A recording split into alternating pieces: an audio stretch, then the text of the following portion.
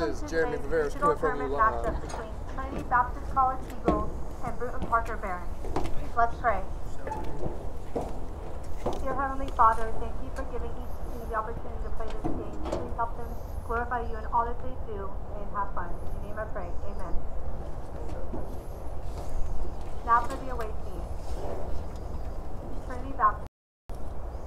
Batting first, playing center field, number 25, Jonathan Shriver. Batting second, playing shortstop, number 2, AJ Alexio. Okay, it's going. Batting third, playing third base, number 12, Jordan Key. Batting fourth, playing catcher, number 19, David Hall. Batting fifth, playing second base, number 18, Nick McAdon. Batting sixth, playing left field, number 13, Christian Draper. Batting seventh, playing first base, number 5, Matthew Carter. Batting eighth, designated hitter, number 28, David Quevedo. Batting ninth, playing right field, number 1, Kelvin George. Your pitcher, number 9, Mike Nohit. Now for Brewton-Parker. Batting first, playing catcher, number 22, George Boyd. Batting second, playing shortstop, number 3, Peyton Nobles. Batting third, playing left field, number 59, Chris Starling. Batting fourth, designated hitter, number 43, Klein Deeper. Batting fifth, playing third base, number 20, Bo Townsend. Batting sixth, playing first base, number 34, Lorenzo Williams. Batting seventh, playing right field, number 9, Blake Corbett. Batting eighth, playing second base, number 2, Jerome Holmes. Batting ninth, playing center field, number 37, Taz Worrell. Pitcher, number 1, Trey Jones. Please stand for the national anthem.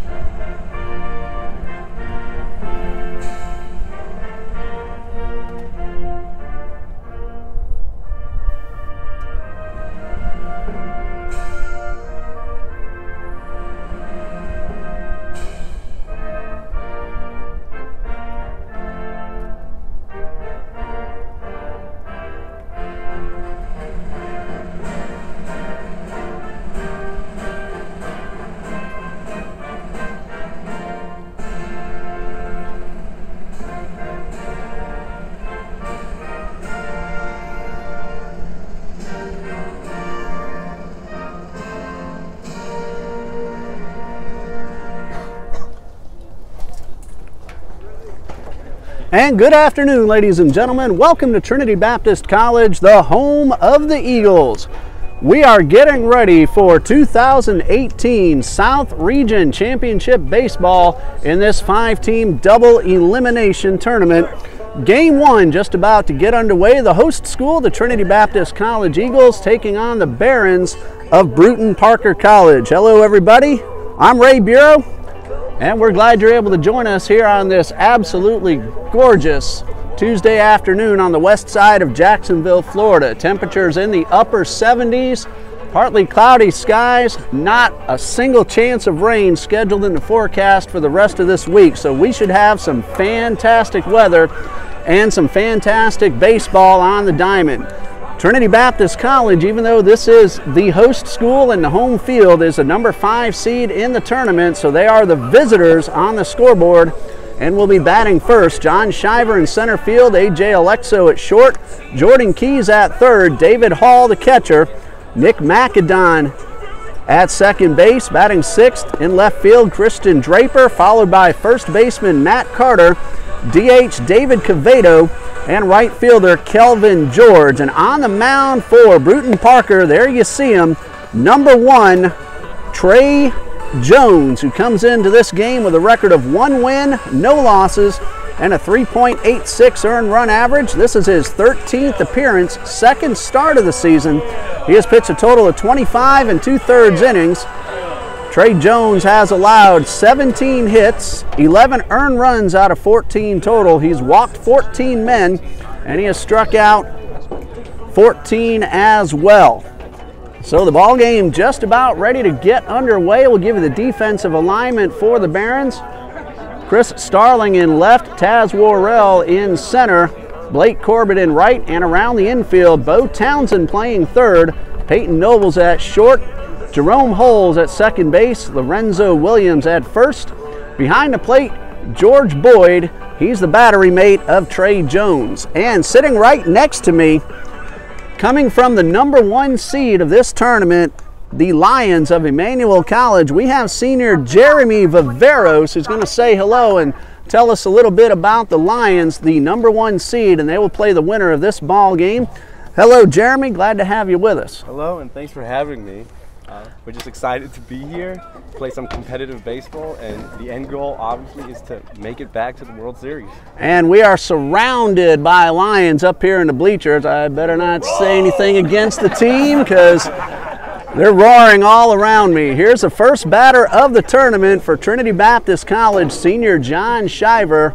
He and his 6 senior teammates just graduated from TBC this past Saturday. First pitch is in there, and we are underway. It looked like an inside ball. Right.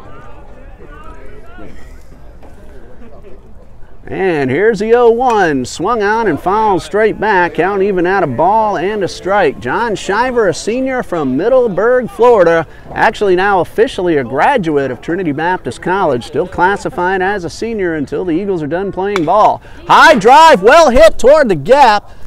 It's got a chance, but it's going to be tracked down in that right center field gap. And that is Blake Corbett making a terrific running catch for out #1. Eagles have had that kind of luck all season long. Hit the ball very well. John Shriver and Dan Richard especially. One away. Here's a shortstop, A.J. Alexo. So, Jeremy, tell us a little bit about your team and how you got to be the top seed. Well, we're led by 10 seniors. There's a drive hit into center field. That is going to be caught straightaway center field by Taz Worrell for out #2. And 12 juniors, so we have a lot of upperclassmen, and they've been through the grind already, and we know what to expect. So I think that's what's led the team to our success this year. So you got a pretty good team, well experienced as well. This is our first year with seniors on the roster, only our 4th year in existence. And here's one of those seniors, Jordan Keys. He fouls off the first pitch, down in the count, no balls and a strike. A.J. Alexo, also one of our seniors. Keys batting .295 on the season, 7 runs driven in, no balls and a strike, and this fastball misses down and away. Of course, you made it to the NCCAA World Series a year ago. We did. How far did you get? We got to the semifinals, and then we lost a heartbreaker. I don't remember who it was, but we definitely had a chance. And we just can't wait for the opportunity to go back to the World Series. Well, of course, I'm hoping Trinity makes it out of this tournament. There's a long drive, very well hit in the left, but that's going to hang up, and it's going to be caught by Starling. So each outfielder gets a turn in making a catch in the top of the first. 3 very well-struck balls off the bats of the TBC Eagles. Nothing to show for it. Half an inning has gone by, and we have no score.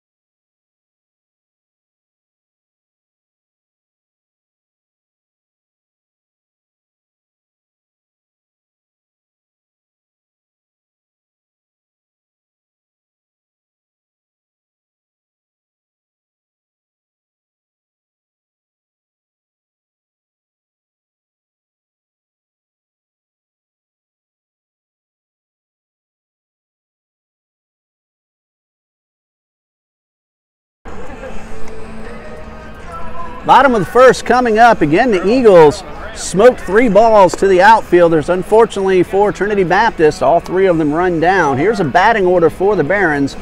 The home team on the scoreboard. Leadoff hitter is the catcher George Boyd. He's followed by shortstop Peyton Nobles. Left fielder Chris Starling. The DH Klein Nipper is the number 4 hitter. Batting 5th at third base, Bo Townsend. Lorenzo Williams at first. He's batting 6th. Blake Corbett in right. Jerome Holmes at second base. And Todd Warzel brings up the batting order. He is batting 9th. On the mound for the Eagles, senior Michael Kohick. He's 3-4, making his 21st appearance and 11th start on the season. A .338 earned run average, 66 2/3 innings on the year. Only 37 earned runs, or check that, 37 runs, 25 of them earned. He has walked 8, and he has struck out 39. And we're talking with Emmanuel College senior Jeremy, hope I'm saying this right, Viveros. Viveros, that's correct. He was talking to us a little bit about his team, and you're going to play the winner tonight at 7, the winner of this ball game right in front of us. Yes. Who are some of the players we want to watch out for from the number 1 seed Emmanuel Lions? We're led by a senior pitcher, Dalton Kuhn, who's been a horse all year. I'm guessing we'll see him on the mound tonight. I don't want to give away too much today. Well, of course, especially with your coach sitting right in front of you there. Definitely see him in this tournament. Leading off for Brewton-Parker, the catcher George Boyd, who is batting .246, no homers and 11 runs driven in. Of course, we want to thank all the coaches for giving us their player stats information. Not all coaches will do that. Kohick's first pitch, chopped foul down the left side. So again, the Eagles, even though they're playing on their home field as the number 5 seed playing number 4, Brewton-Parker, Eagles are the visitors, so we are batting in the bottom of the first. No balls and a strike to Boyd. Swing and a miss. So Kohick ahead 0-2. Michael Kohick not afraid to go after the hitters. No, he's not. He's going right after them. He's been on the Eagles all 4 years. Here comes the 0-2, and this one is upstairs. Kohick also just graduated this past weekend along with Matt Carter. And the first 3 hitters you saw the Eagles send to the plate in the first. Dan Richard, also now a graduate of Trinity Baptist College. 2 balls, 2 strikes after that one misses down and in. Now, I am from South Florida, and I played against Kohick in high school, so it's interesting to see him again in college now. You get a chance to see your old friend on the mound. Hopefully you'll get a chance to see him later on in the tournament, head-to-head as well. Yeah, here's a 2-2, chopped foul right into the Eagles' dugout. Kohick will go right at the hitters. He doesn't overpower too many guys, but he changes speeds well. When he's on, he has pinpoint control. And Kohick from the windup delivers the 2-2, and this one misses downstairs to fill up the count. Jordan Keys at third, A.J. Alexo at short, Nick McAdon at second, Matt Carter at first. Give the outfield and we get another opportunity. Payoff pitch coming from Kohick to George Boyd, a breaking ball that's slapped foul. And left. A nice quality at bat here for the hitter from Brewton. Well, if nothing else, he's making the pitcher work to start the ball game. Left fielder Christian Draper, John Shriver is in center, Kelvin George in right for the Eagles. Led by head coach John Copeland in his 4th year. Here's another 3-2, this one in the dirt, ball 4, and the Barons have the leadoff man aboard.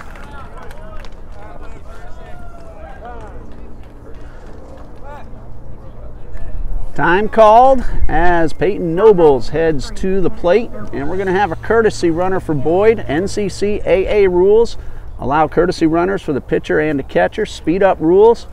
And this is going to be number 6, Brandon Ector, now running at first base.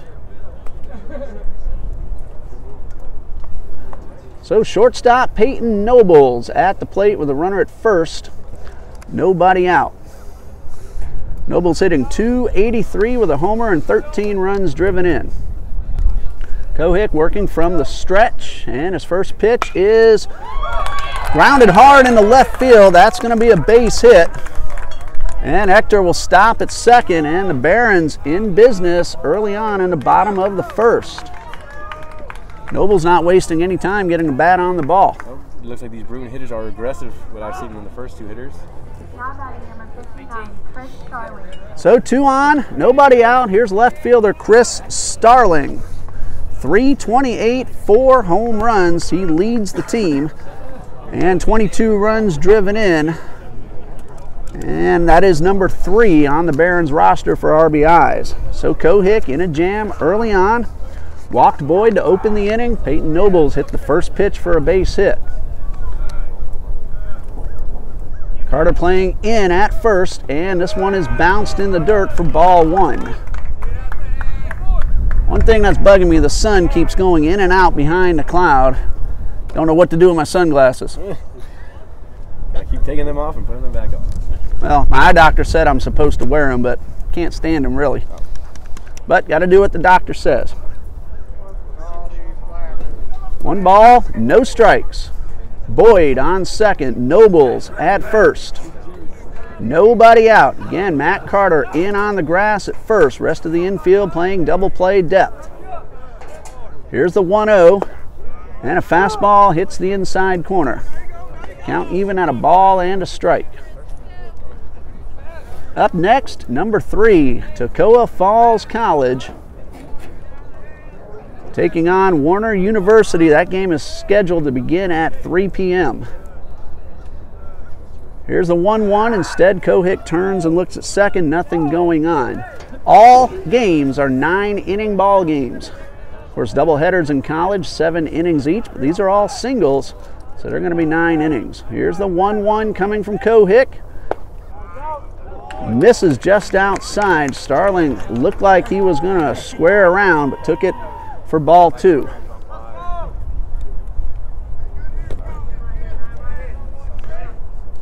So 2 balls and a strike. Long look in from Cohick, and the pitch. This one chopped foul. Good rip by Starling. He just missed that ball. Now when you hit the ball straight back, that means you really put a good swing on it, and you're about a couple of millimeters away from driving it. Couldn't agree with you more, Raymond. We saw 3 well-hit balls in the top of the first. This is a major league size ballpark. In fact, it's bigger down the lines than most major league stadiums. That is a big field here. 2 balls, 2 strikes. Give you the dimensions in just a moment. Cohick turns around. It's 340 down each line, 400 straight away center. The gaps are not labeled, but they're around 375 to 380. Where you see the TBC baseball logo, that's about 380 to 385. Here's a 2-2 coming from Cohick. Another long look in, and the pitch. Breaking ball, and Starling held up in time. Full count, and we'll see what the runners at first and second are going to do. Coach Aaron Larson leading the Brewton-Parker Barons in his 3rd season overall. We'll see if he puts the runners in motion with a full count and nobody out. His number 3 man at the plate. Runners not going, and a beautiful breaking ball for strike 3. Starling did not agree, but that is out number 1. First strikeout for Cohick. Good job not only getting the out, but making sure the runners don't advance. Now batting number 43, Kai Nipper. Nipper, the DH, he's the cleanup man. Nipper coming in at 246, 12 runs driven in. He's gone deep once. RBI opportunity. And he has moved up in the box compared to the other Brewton hitters. Looks like he's trying to catch the breaking ball out in front. Cohick just put up a very good sharp breaking ball to get the out. Here's the first pitch. Another breaking ball in there for a strike. Good take, not the one Nipper was looking for. He was looking for something probably a little more inside the hole. Yeah, a lot of the younger hitters, they see the ball in the zone, they think they have to go for it. Let it be your pitch when you're ahead in the count. Of course, with 2 strikes, you got to protect. Exactly. Here's the 0-1. Good leads off the bases, and Cohick turns around. Cohick seems to be a little worried about the runner at second base. Got a good man and a good arm behind the plate, David Hall. He likes to throw out base runners. Here's the 0-1. Fastball misses up and away. 1 ball, 1 strike. In case you joined us late, Eagles are the visitors. They went 3 up, 3 down, 3 very hard hit balls. Boyd walked, Nobles singled, Starling struck out. Now you're up to date, no score, 1 out, bottom of the first. Ball and a strike, and the pitch, another curve ball. This one misses a little high. Kohik, when base is empty, he works very quickly. Runners on base, he's going to slow them down, especially with the speedy runners at the top of the order. Here's a 2-1, McIndon holding the runner at second, and a high drive, well hit into center. Shriver's drifting back, he's under it, he has it. Shriver makes the catch, Boyd will tag, and runners are at the corners with 2 outs. There you see another very well hit ball, but John Shriver, one of the best in the business out there in center field. It looks like the Brewton hitter was sitting dead red on that 2-1 count. So runners at the corners, Nipper, he really hit it well. Maybe if he lifted it up a little bit more. Now the wind is also blowing in, not too hard, but blowing in from left field. Might have hindered that a little bit, but like I said, Shriver very fast in the outfield, one of the best there is. All-American as a junior last year in NCCAA. Also a terrific pitcher as well. So runners at the corners, 2 outs for Bo Townsend. We'll give you his numbers in just a moment. Throw to first, they got him! Jeremy, you called it, big lead, and Kohik, that's not the first man he's picked off this year. So 1-3 on the put out to retire the side. He was taking that lead with a reckless abandon. A walk, a hit, 2 men left. We go to the top of the second, no score.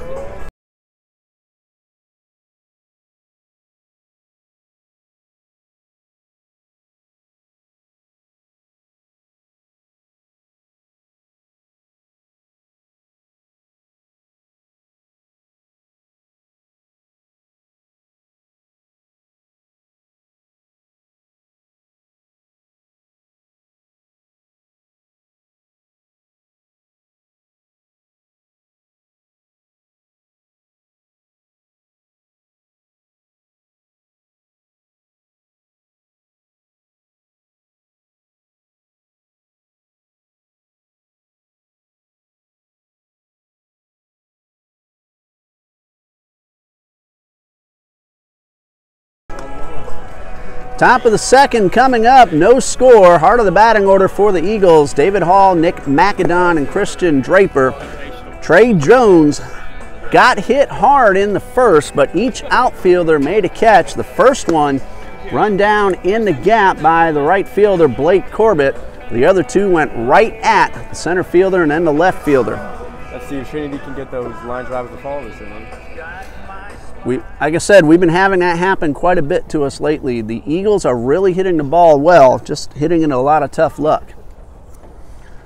Well, David Hall's going to try to change that tough luck. He's leading off the top of the second. I'm used to the Eagles, of course, being the home team.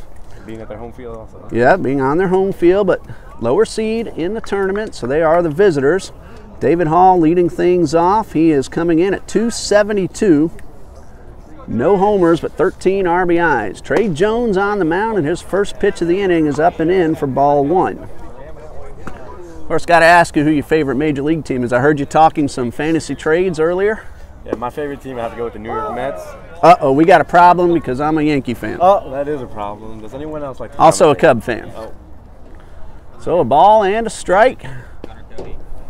And this one misses inside for 2-1. Mets got off to a very hot start, cooled off a little bit lately. They didn't win a single game in their home series. Don't worry about the Mets, they'll be just fine. Another hard hit ball, this one right at the second baseman, Jerome Holmes. Looks like he caught it on the fly right above the ground. Either way, that's out number 1. Now, Holmes did the right thing. You're not sure, go ahead and make the play. Let the umpire make the call. 1 out for second baseman Nick McIndon. 314 hitter on the season. No homers, 6 RBIs. He had to work his way into the starting lineup. He's also a pitcher.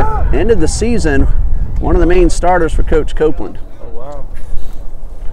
So this is an example of a guy taking advantage of getting his spot spot to start? You got opportunities. There's a high chopper, and that one's going to get into center field for a base hit. Eagles hit 4 very hard line drives, got nothing. A chopper finds its way in for a hit. Sometimes that's just how baseball works. Unfortunately, that is correct. You'd think you hit the ball very well. Should get something out of it. Well, the Eagles have a runner at first, 1 out. Here's a left fielder, Christian Draper. Jeremy, this guy can play anywhere you put him. Really? I'm sure as a coach, he probably likes that a lot, having a guy you can put anywhere in the 268 on the season, 10 runs driven in, and time called, so no pitch.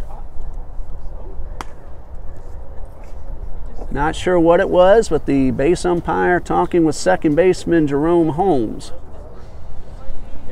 So no pitch. Draper, along with many other Eagles, spent some time on the shelf. If we had a disabled list officially, we would have used it 9 times this year. Wow. Makes it tough. There's a good chopper towards second. Holmes is going to go towards second and get the force out.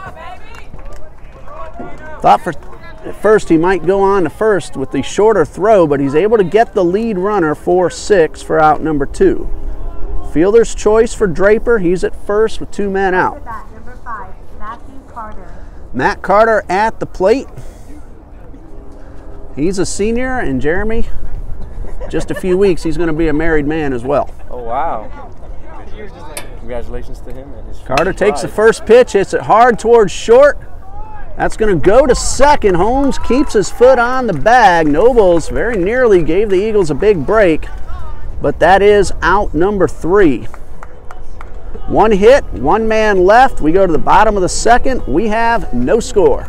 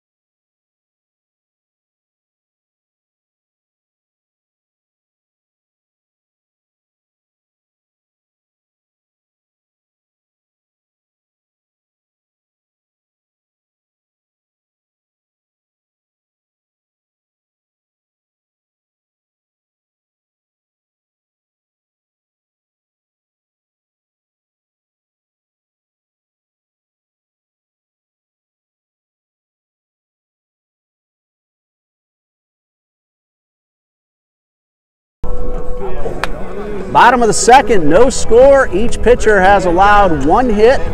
Michael Kohick also a walk and a strikeout. He picked off Peyton Nobles to end the first. Bo Townsend was at the plate at the time, so it'll be Townsend leading things off. 5, 6, and 7 in the batting order. Townsend followed by Lorenzo Williams and Blake Corbett. Ray Bureau, Jeremy Viveros, a senior on the Emmanuel College Lions. Yes, happy to be here again. A lot of fun. First time color commentating a baseball game. Of course, we've been talking about seniors. We want to wish you and all your teammates congratulations. Have you had your graduation yet? Yeah, we had it last weekend. All right, so graduates on the field. Here's the first pitch from Kohick, pulled foul for strike 1. Brewton College continuing to be aggressive and swinging at the first pitches they see. That hit by Nobles on the first pitch in the first inning. What are your plans now that you're no longer a student officially? Well, I would like to become a pilot, so I think in the fall I'm going to go to flight school and try to get my pilot's license. You're a braver man than I am. Me, I'm trying to get into this business full time. Well, you're a braver man than me. Here's a 1-1, and this one is slap foul. Now, I'm a full-time high school teacher. We share the facility with Trinity Christian Academy. I teach 9th grade in the academy. Our administration, nice enough to let me come out and work these ball games this week. Terrific administration at Trinity Christian Academy. There's a drive just foul down the third baseline. Jordan Keys was a little bit out of his reach. Of course, if it had stayed fair, he might have been able to make the play.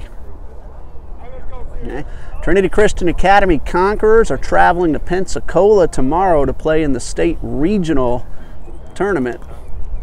Here's a 1-2, line drive, well hit, base hit into center field. So for the second straight inning, Brewton-Parker has a leadoff man aboard. That's a second hit for the Barons. More aggressive hitting. Took it right back up the middle. You don't see a whole lot of shifting in this level that you do in the majors. No. Drives me nuts. I'd love to see the hitter start bunting more on that shift. Runner at first, nobody out. First baseman Lorenzo Williams. 218, home run, and 27 runs driven in. So a low batting average, but good production from the first baseman. Squares around a bunt, and he bunts through it for strike one. It's not always batting average, it makes a difference. On base and driving in the runs when you have the opportunities.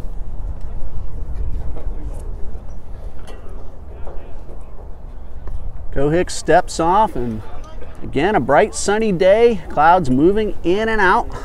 If you see shaking on your screen, that's most likely the wind that hits our camera.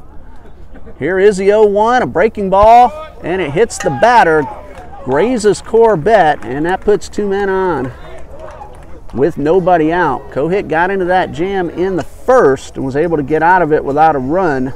You don't want to keep doing that. Now let's see if you can get another one, though. Now batting number 9, Jake Corbett.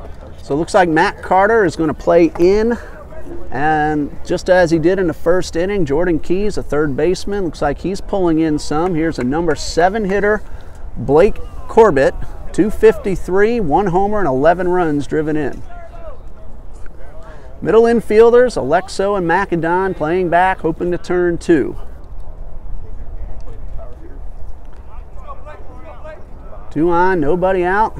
Squares around, lays it down, and fouls it off. Kohik got a break as that ball hit the batter's arm as he was breaking out of the box. That would have been a good bunt right down the line. And let's see if they put the bunt on again. The third base coach was giving the hitter signs.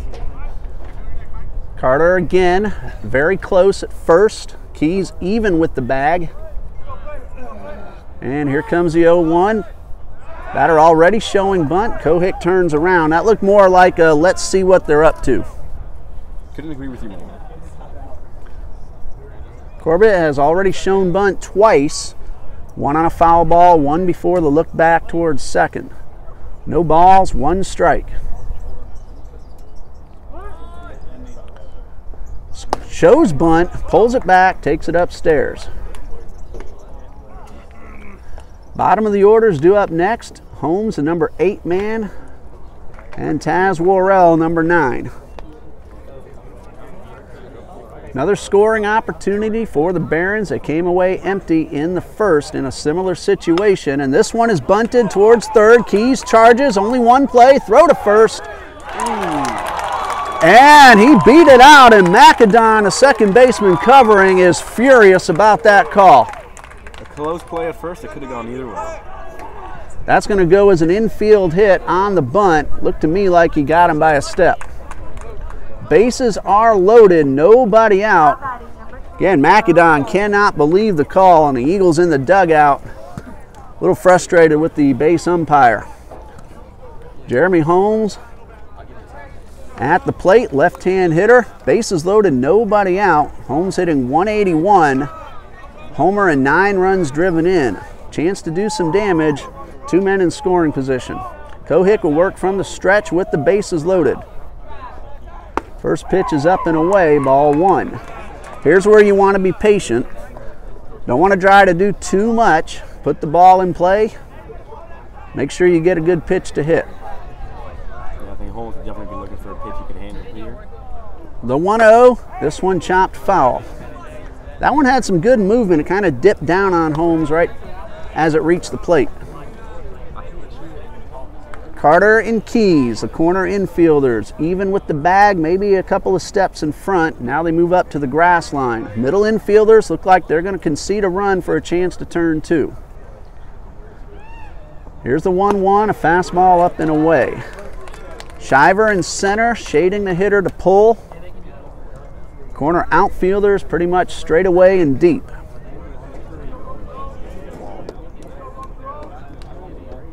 Two balls, 1 strike.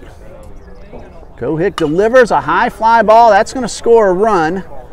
Shriver is there. He has a good arm. Here comes the throw. It's going toward third. And the Barons will take the 1-0 lead. That'll be a sac fly to center fielder John Shriver. Townsend scores. Lorenzo Williams also advances.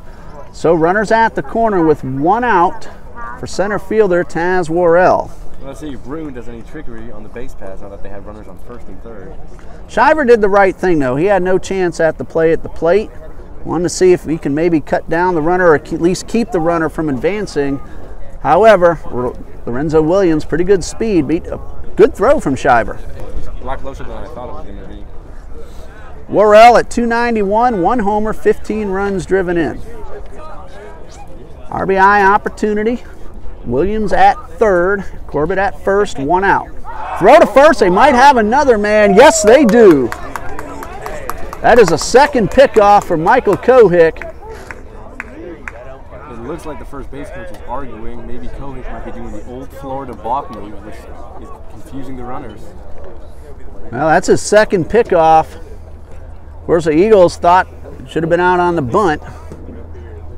Runner at third, 2 outs, and the first pitch caught the inside corner for a strike. Of course, you said you have seen Kohick live before, played against him, or did you say you played with him? Against him, but this was 4+ years ago. And the 0-1, swing and a miss. And what high school did you go to? Westminster Academy in Fort Lauderdale, Florida. And Michael Kohick from that area as well. I think he is Broward High School, if I remember correctly. South Broward. South Broward. We're glad he's here at Trinity. Here's the 0-2. And a chopper towards third. Keys fields, sets and throws in time to retire the side. Worrell hustling down the line, made it a very close play.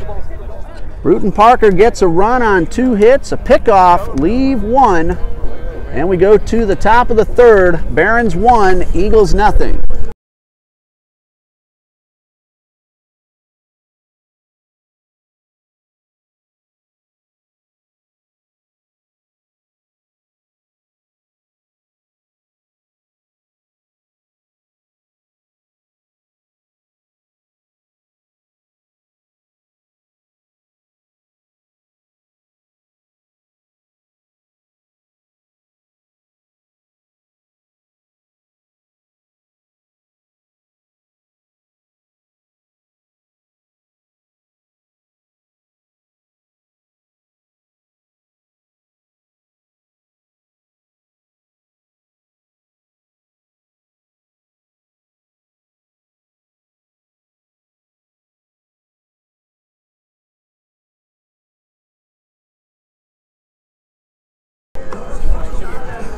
Top of the third, Eagles will send up 8, 9, and 1. David Cavedo, Kelvin George, and John Shriver.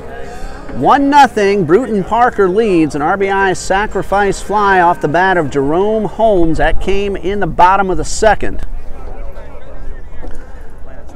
Trey Jones working his third inning. He has allowed 1 hit and nothing else.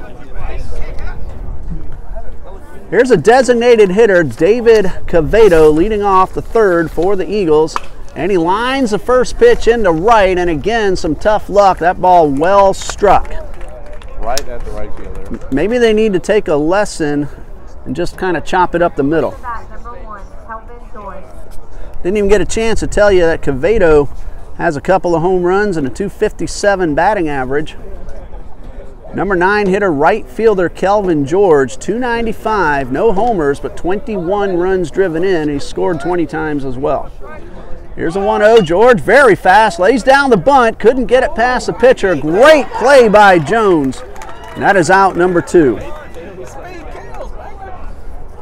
Trying to do the push bunt, but couldn't get it past Jones there for the knock. George has laid down plenty of bunts and beaten them out, but sometimes you just have to credit the opposition. Jones got off the mound and made the play. So this is my first time seeing Trinity this year. Did they use number 1 as like a double leadoff hitter? He's led off many games, and we'll see him batting 9th for that same reason also. John Shriver lined hard to the right center field gap, only to have it caught, so he's 0 for 1.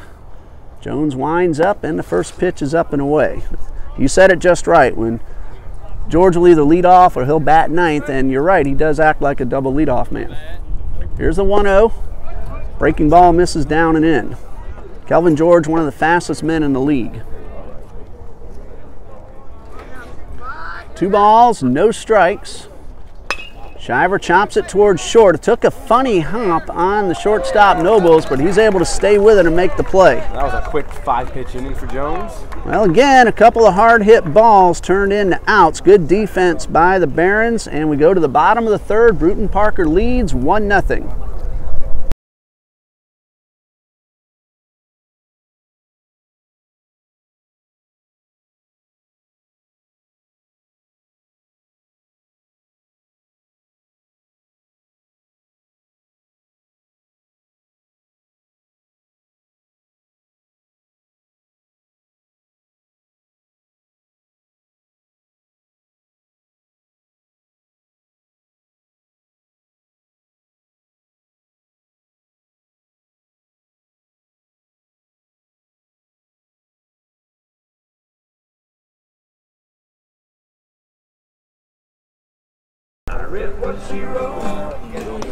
Bottom of the third, 1-0 in favor of Brewton-Parker. They got a single run in the second. Michael Kohick ready to start his third inning.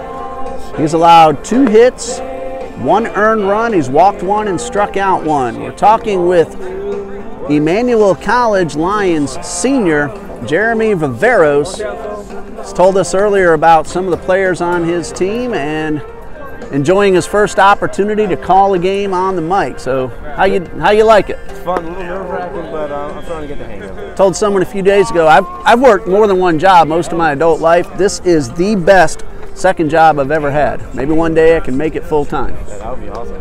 You're great at it. You seem to be having fun. Oh, it's a blast. You have no idea how much fun. We also do a lot of the Trinity Christian Academy high school games, all their sports, and we do those on Facebook. TCA Conquerors is the name of the page, and there they can leave comments. I've had viewers from New York watching their family members, especially the visiting teams, family members. They'll always pop in saying, thanks, I'm in Michigan, I'm able to watch my grandson. We got Hawaii, Tennessee, of course the college families, you're all over the place, and I know they all enjoy watching you on the line whenever possible. That's awesome. First pitch from Kohick to George Boyd, the leadoff man, misses inside. Top of the order, Boyd, Nobles, and Starling. Boyd led off ball game with a walk. This one, fastball low, 2 balls, no strikes. Maybe when your pilot days are over, you can grab a microphone. Yeah, and color commentator for future ball games. There's a strike from Kohick, 2 balls, 1 strike. I'm touching this. I'm so used to iPads. I'm thinking this is a touch screen here. I stole my son's Chromebook so we can do the ball games. 3 balls and a strike. He won't need it much longer. He's graduating next week. Well, congratulations. He's a senior at Trinity Christian Academy. His name is Dean. He'll be out here at 3 o'clock to work the camera for us. 3 balls and a strike. And this one is fouled off. The Brewton College continuing to be aggressive again on that 3-1 count. Not looking for walks. Yeah, they're seeing strikes and they're letting it fly. And they're also patient on the balls out of the zone. They haven't chased anything that I can remember yet. Payoff pitch coming from Kohick. He's put the first man on both times and make that 3 in a row for the Barons, getting the leadoff man aboard. Walk number 2 issued by Kohick. So far, he's been able to escape with minimal damage. Shortstop Peyton Nobles. He attacked the first pitch in the first inning and struck it into left field for a base hit. Here come the Screaming Eagles of Toccoa Falls College joining us down front. They're playing our 3 o'clock ball game this afternoon. They're led by head coach Jeff Milliken, a former TBC Eagles assistant coach to John Copeland. There's a fastball up and away for ball 1. Of course, we'll be able to see TJ Lanning on the field, the former Eagles left fielder. Terrific hitter, a lot of power as well. He's now with Toccoa Falls. 1 ball, no strike, runner at first. He's on the move. Strike call, the throw down by Hall is in time. And the base runner slid hard into second base. Well, he was tagged out. We said earlier, David Hall loves to throw runners out, and you just saw his great arm right there. 1 out. That's the third base runner that the Barons have had taken off the bases.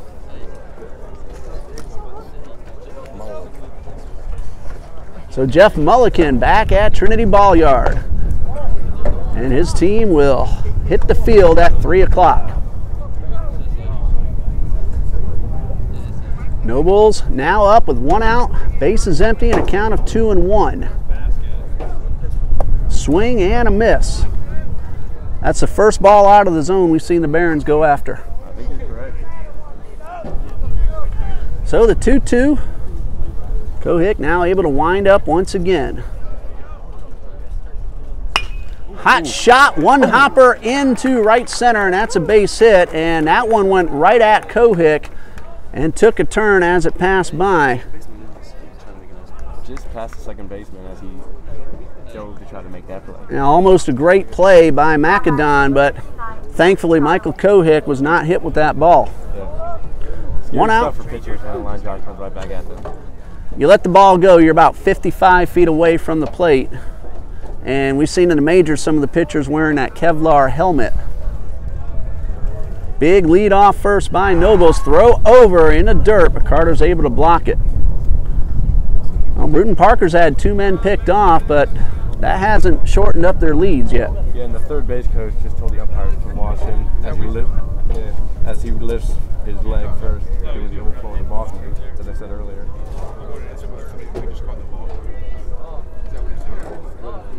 Peyton Nobles just singled his way aboard. Here's Chris Starling. He was called out on strikes his first time up. Another big lead off first. Check swing, and he went too far. No balls, 1 strike.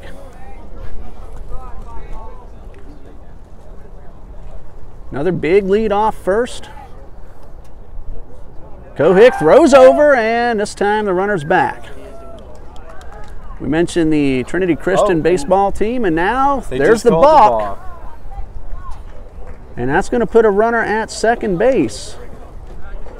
So a balk called on Cohick advances Nobles into scoring position for Starling. No balls and a strike. Trinity Christian's softball team is in Tallahassee tonight in their regional. If they win tonight, they're going to make their 3rd straight trip to the state semifinal. Here's the 0-1, high fly ball towards center. Easy play for Shriver. And he will be there. And Nobles will tag as the ball was slicing away from the play. Shriver made the catch. Nobles with heads up base running. He's able to tag up into third base. We're seeing a lot of well hit balls from both teams get caught. DH Klein Nipper at the plate with a runner at third and 2 men out. Shriver now right behind the second base bag. All 3 outfielders deep. Infielders playing back to get the out at first. Here's a first pitch, lifted high towards center. Shriver's drifting over, the wind's carrying it a little, but not far enough, and that retires the side. A 1-out single, a balk, and a runner left at third. We go to the top of the 4th, 1-0 Barons.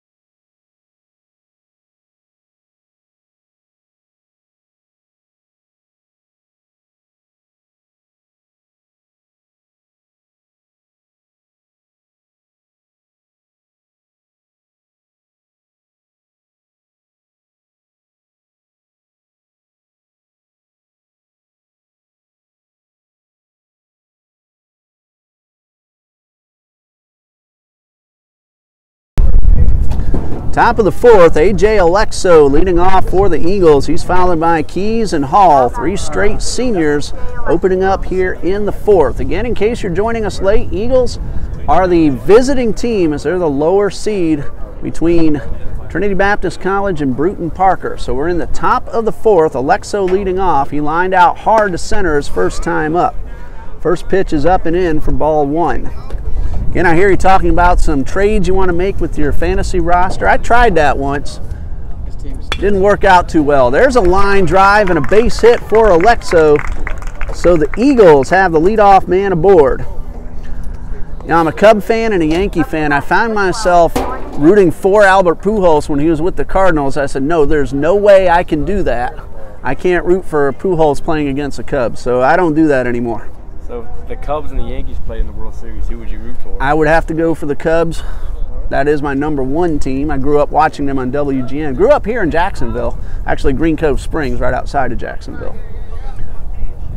Runner at first, and a pitch to Keys. Good rip and fouled straight back. Just missed that ball.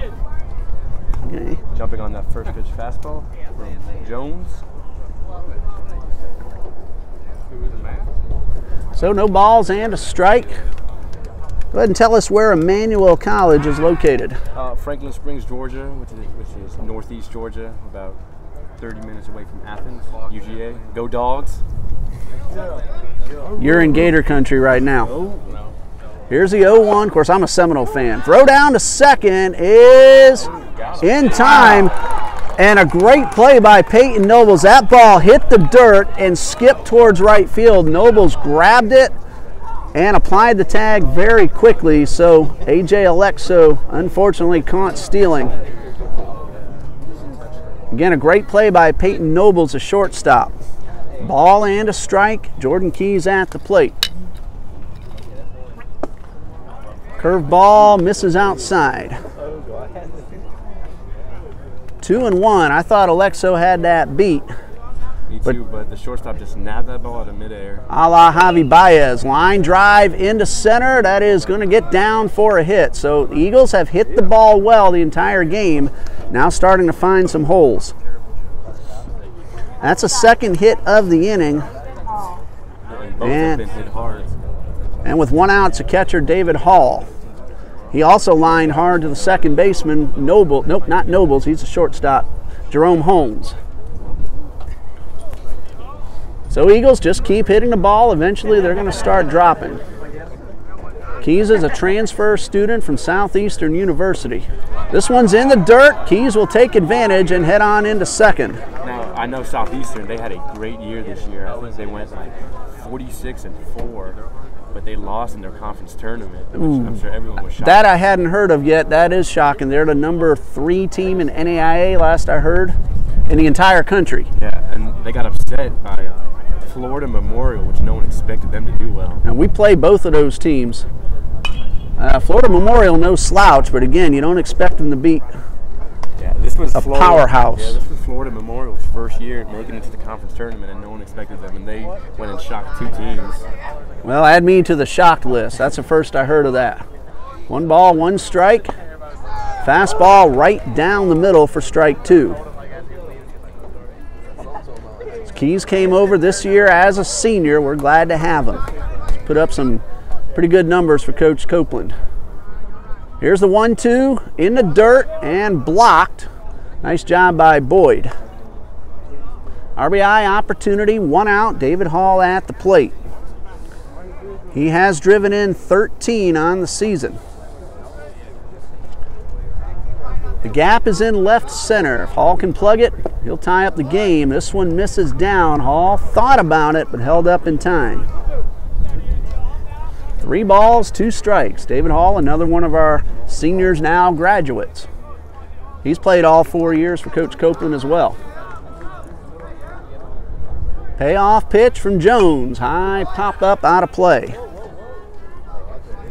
And I thought about keeping my car parked right behind the bleachers, thinking it might be safe from there, but you just never know. Yeah, I think that's still in foul ball territory. Now, it held up on the soccer field, got hit a couple times, but I don't think it's going to handle the baseball too well. So I wisely put it over in the parking lot. I believe that's where our bus is also. 3-2 to Hall, hits him. Dead ball, and the Eagles have 2 men aboard. So the hit batsman puts runners at first and second with 1 out. First man that Jones has hit. Brings up second baseman Nick McAdon. He's 0 for 1. Hit into a force out, his only time up so far.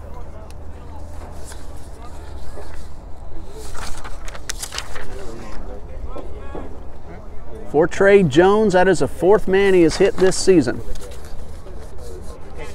And Trinity looking like they're using a courtesy runner at first base.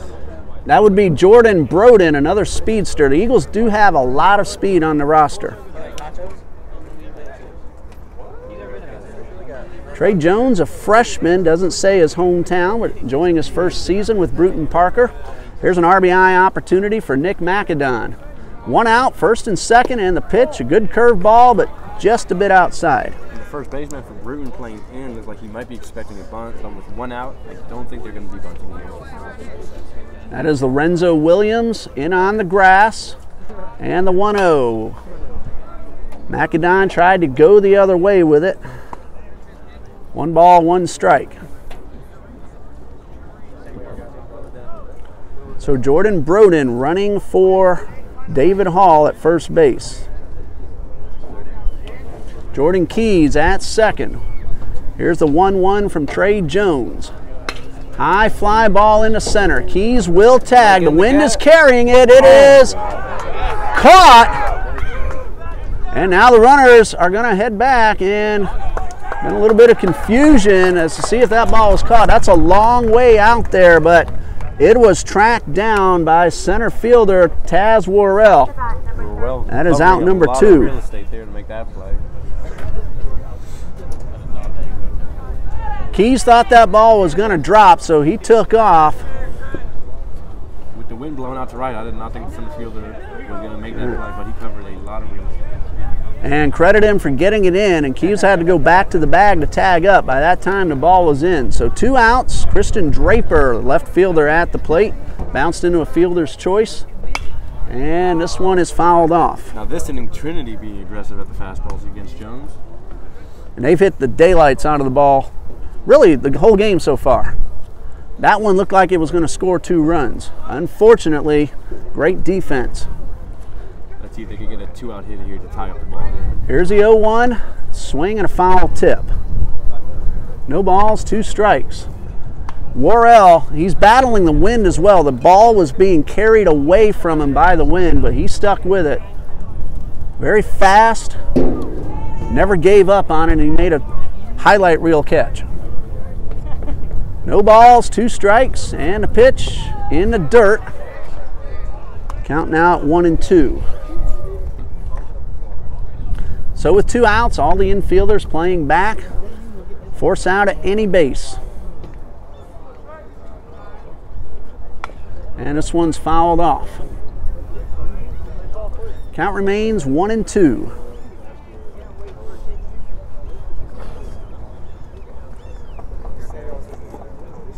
Taz Worrell, a freshman, again his hometown not listed on the roster.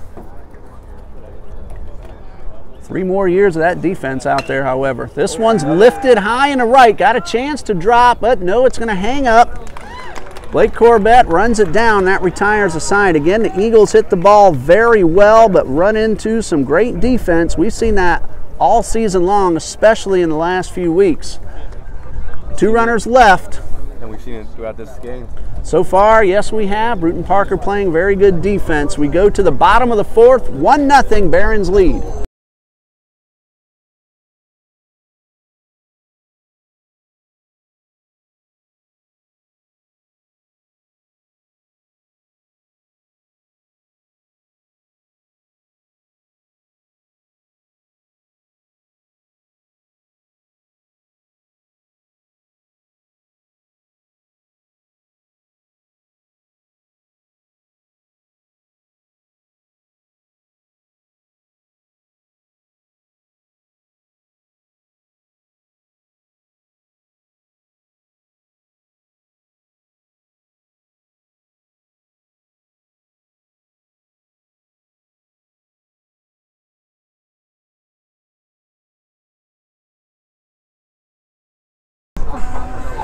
Bottom of the fourth coming up. Barons lead at 1-0. We want to thank Jeremy Viveros for joining us for the first few innings. The Lions heading off as a team.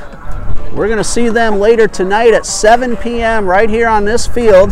They're going to play the winner of the ball game you're watching now between Trinity Baptist College and Brewton-Parker College. Jeremy Viveros, a senior on the Emmanuel College roster. Thank you for joining us. We'll be able to see him on the field later tonight. Bo Townsend leads off the bottom of the fourth. He's the number 5 man. He's followed by Williams and Corbett. And as we've been talking about, the Eagles hitting the ball very hard, found a couple of holes, but that fantastic play in center by Worrell saved 2 runs from scoring and giving the Eagles the lead. So Co Hicks starts off the bottom of the fourth with a ground ball towards short. Alexo backhanded throw to first is up high, and that's going to allow Townsend to take second base. Throw in, not in time. That's going to be an infield single for Townsend and an error on the shortstop, allowing him to advance. Great backhand by Alexo. Would have been a very close play at first. And it looks like the official scorekeeper is going to charge that an error all the way. So take the hit off the board. Either way, it's a runner at second with nobody out. Lorenzo Williams at the plate, hit by a pitch his first time, and a breaking ball misses up high.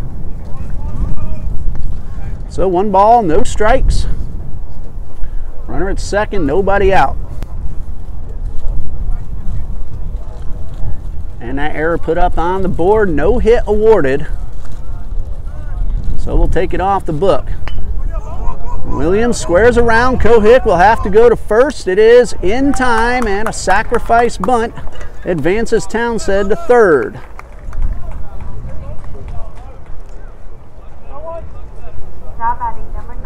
Cohick got off the mound very quickly, was able to set himself and get off a good true throw. Macadon covering. He's a second baseman, 1 out. Here's a right fielder, Blake Corbett. He reached on a bunt single his first time up. Controversial call at first. Cohick then picked him off. RBI opportunity, and this breaking ball misses inside.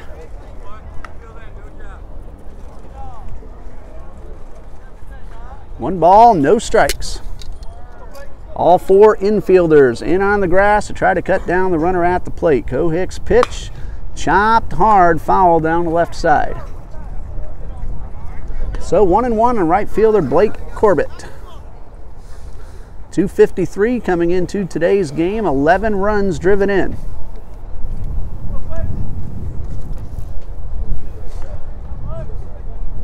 Cohick from the stretch with a runner at third and a pitch on the inside corner. He's ahead of the count. 1 ball, 2 strikes. Glad you're able to join us on TBC Eagles on YouTube Live. I'm Ray Bureau, bringing you the action. We plan to bring you all games of this South Region tournament. High fly ball, foul over the batting cage area. So the count remains 1-2. My son Dean will be along to help us on the camera when he gets out of class in a couple of hours. He's a senior at Trinity Christian Academy. Graduates next Thursday night. Here's the 1-2. Chopper towards third. Keys looks the runner back, throws to first in time, and he keeps the run from scoring. Corbett hit it right at the third baseman and unable to get the run in. So now with 2 outs, all infielders can back it up and look for the play at first. Jerome Holmes has brought home the only run of the ball game. He did that in the second with a sacrifice fly into center field. So no official at bat, but an RBI. 2 outs, runner at third. Cohick will work from the stretch. Swing and a miss. Now Keys is playing even with the bag at third, the rest of the infield back. And the 0-1, fastball and blocked by Hall to keep the runner at third. 1 ball, 1 strike.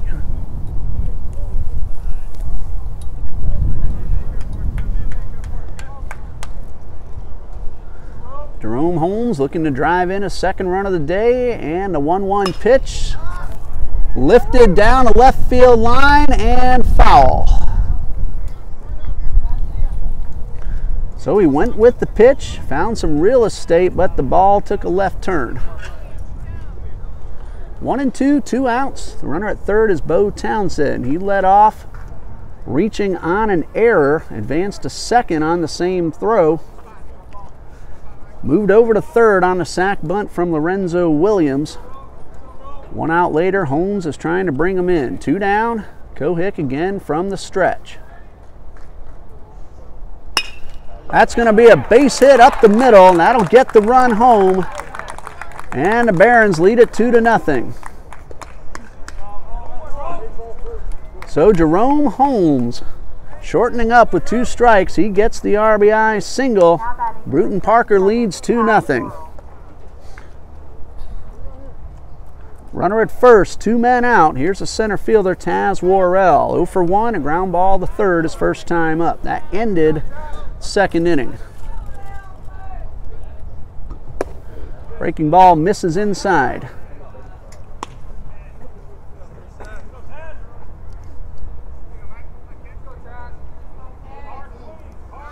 So 1 ball, no strikes. And a pitch from Kohik. This one catches the inside corner.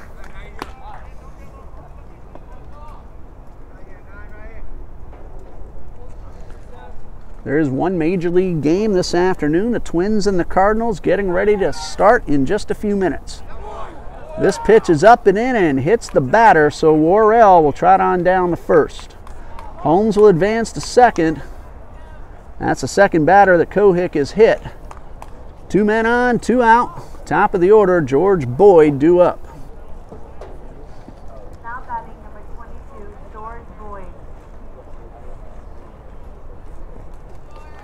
Boyd has walked both times. His last time he was then caught trying to steal. RBI opportunity for the leadoff man, George Boyd. He has driven in 11 on the season, 246 coming into today's game. Timeout is Coach Copeland on the mound. No action in either bullpen. And Kohik is going to stay on the mound. Wind has picked up a bit, but it's also shifted, and it was blowing in from left earlier, now blowing more across from left to right. And a beautiful Tuesday afternoon. Boyd at the plate. This is the first time he has come up with runners on base. He's led off the inning both his other trips, and both times he drew a walk.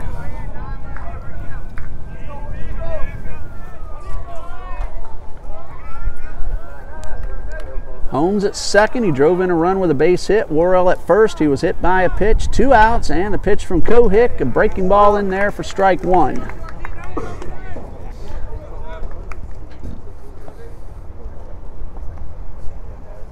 No balls and a strike. Pretty quick-paced ball game. We're in the 4th, just over an hour into it, and the pitch. Line drive, 1 hopper towards Macadon. He'll take the short route and get the out at second. 4-6 on the putout. And that retires a side. Barons get a run on 1 hit, an error, and a hit batsman, and 2 men left. The run is unearned, but it's on the board, and we go to the top of the 5th. 2-0, Brewton-Parker leads.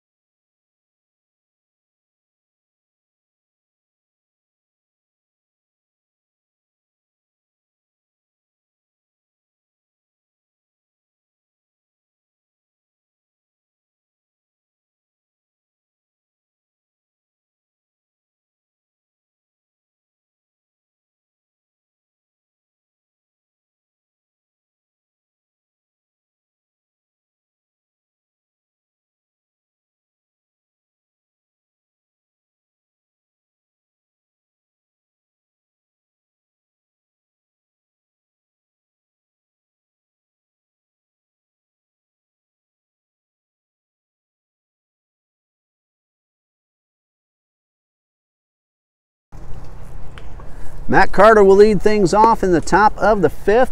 He's followed by David Cavedo and Kelvin George. Good to see Mr. Richard, Dan Richard's father, made his way down for graduation. He's in Minnesota. He stick around for the ball games this week. Came up just a moment ago between innings and said hello. So hello, Mr. Richard. Again, we're glad you're able to make it. I know you're enjoying this warm weather. What's it like up in Minnesota? Actually, it got to be up 70 degrees when we left. Oh, he said he left 70 degrees, but It snowed 2 weeks ago. Snow just 2 weeks ago.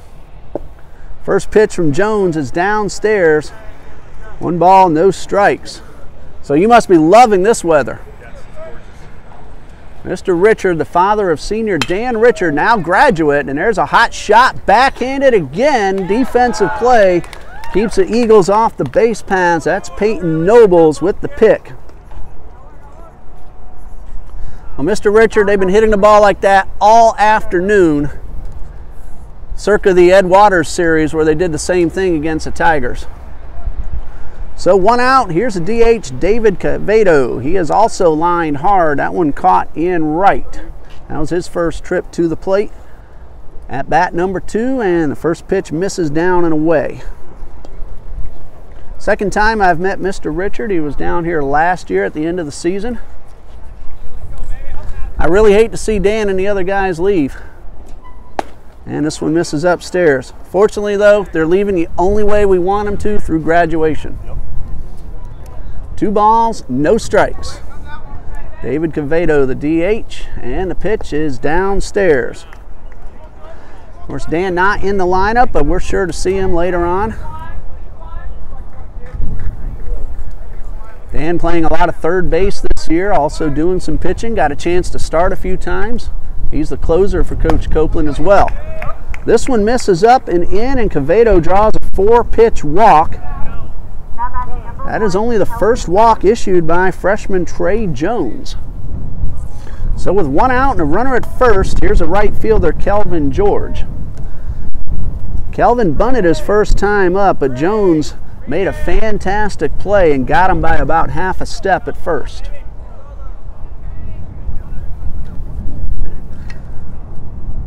Cavedo at first, 1 out. Kelvin George at the plate. Jones will work from the stretch. Corner infielders in. George squares around, pulls it back in time to take ball 1.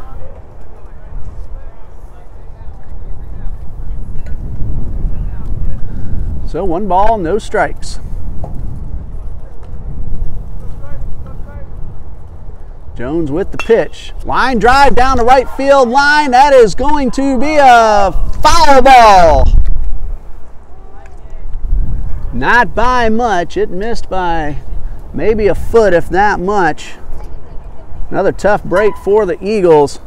Cavedo was already close to third. Might have had a chance to score the run. 1 ball, 1 strike. Kelvin George coming about a foot away from possibly driving in a run. With his speed, that would have been at least 2 bases. So here's a 1-1. And this one's up and in for ball 2.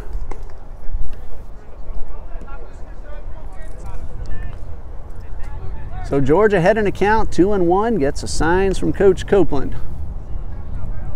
Cavedo above average speed at first. A lot of speed on the Eagles roster. Here's a pitch. High fly ball toward the gap. That's going to stay up plenty for Corbett. And he puts it away for out number 2. So 2 outs. Cavedo returns to first. Here's a leadoff man, John Shriver. He's hit the ball hard twice. A line drive caught and a 1-hopper to short. 0 for 2 is Shriver. Chance to keep the inning alive. Alexo and Keys are scheduled next. Jones with the pitch. Well hit into center field, but again, the wind is going to knock that one down. And Worrell puts it away to retire the side. A couple more very well hit balls caught. And we go to the bottom of the 5th. 2-0, Barons lead.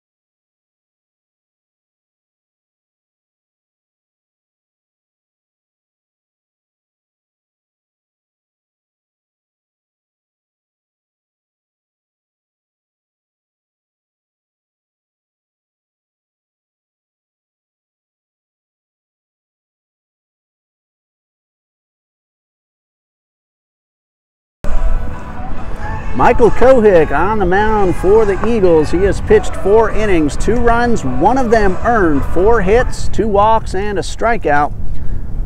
And he will face Peyton Nobles to lead off the bottom of the 5th. Nobles, a number 2 man, followed by Starling and Nipper. Barons got single runs in each of the 2nd and the 4th innings.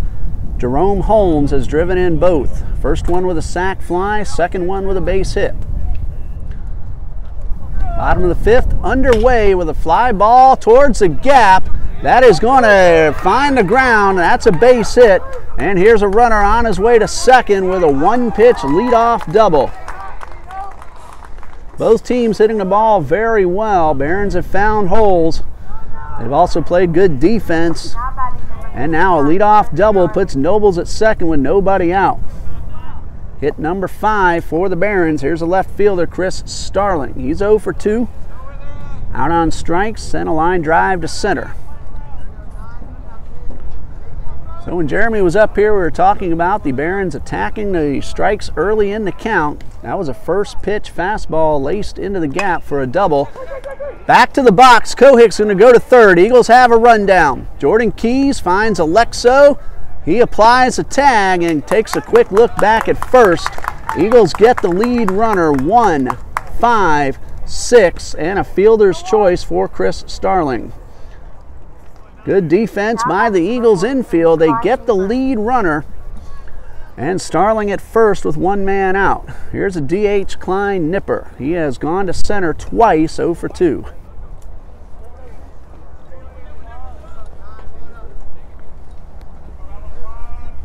So Chris Starling now aboard at 1st. Eagles erase that leadoff double, essentially backing the man up 90 feet. Here's a breaking ball inside.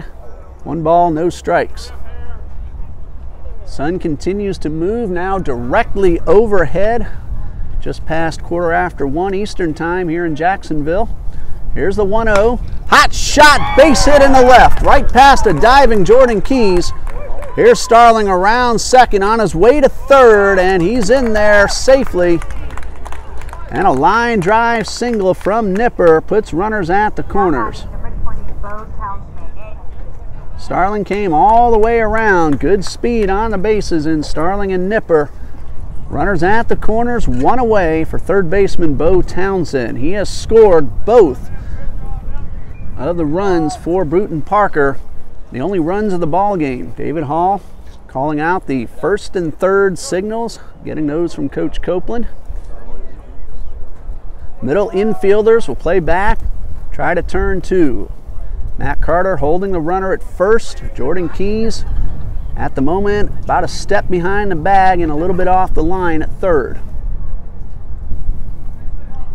Kohick delivers, fastball upstairs. Townsend singled in the 2nd, came around to score, reached on an error in the 4th, also came around to score. Kohick looking for an Adam ground ball. Here's a 1-0. Runner at 1st is breaking. Hall will not throw. That's a stolen base for Klein Nipper, and now 2 men in scoring position with 1 out. And a count of 2 balls, no strikes on Townsend. Now the infield will come in at all 4 positions.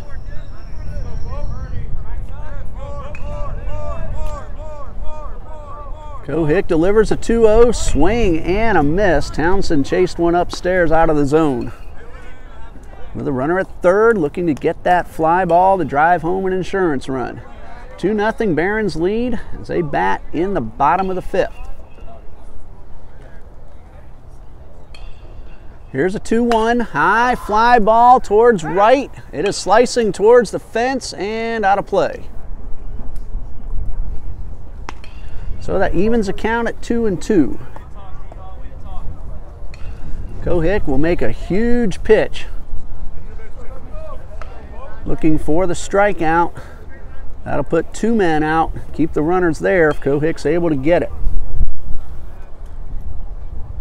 Here's a 2-2. Misses a little outside, count is full.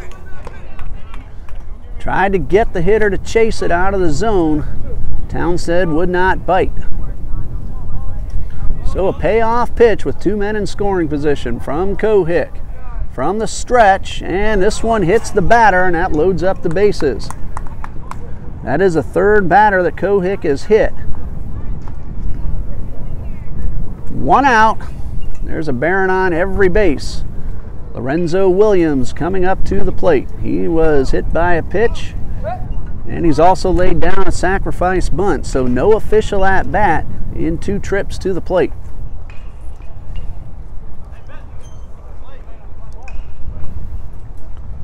So Williams talking with Coach Aaron Larson down the 3rd base line. And Coach Copeland has come out to the mound, and it looks like Uriah Brewer has trotted in from the bullpen to take over for Michael Cohick.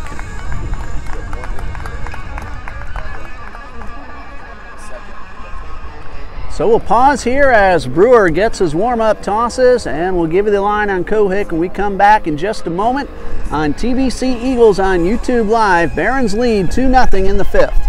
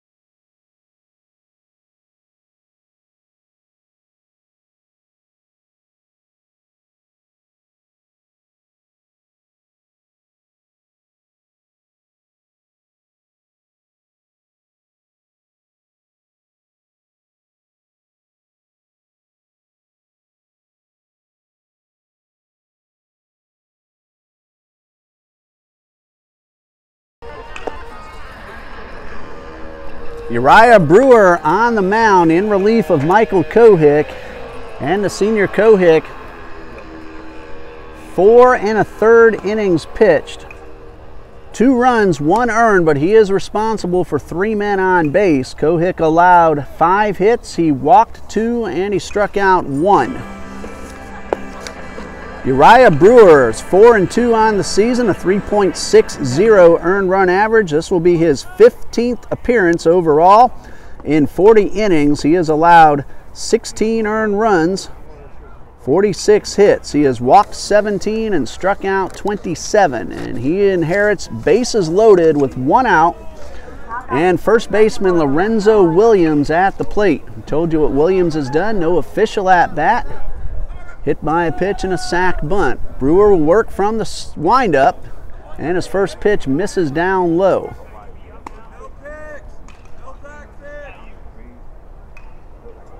Chris Starling at 3rd, Klein Nipper at 2nd, Bo Townsend at 1st. 1 man out. Lefty Brewer winds and delivers. Line drive, base hit into left. That will score 2. Here's Starling. Here comes Nipper. The throw to 3rd is not in time. 2-run single for Lorenzo Williams, and Brewton-Parker leads now 4-2. Townsend advances on to 3rd. Williams will take 2nd on the throw. He just drove in 2. It's a 4-0 lead for Brewton-Parker. Those runs go to Cohick. And the runner at 3rd, Bo Townsend, also belongs to Cohick. Blake Corbett, the right fielder at the plate, he's 1 for 2. 2nd and 3rd, 1 out. Brewer from the stretch, and his fastball misses inside.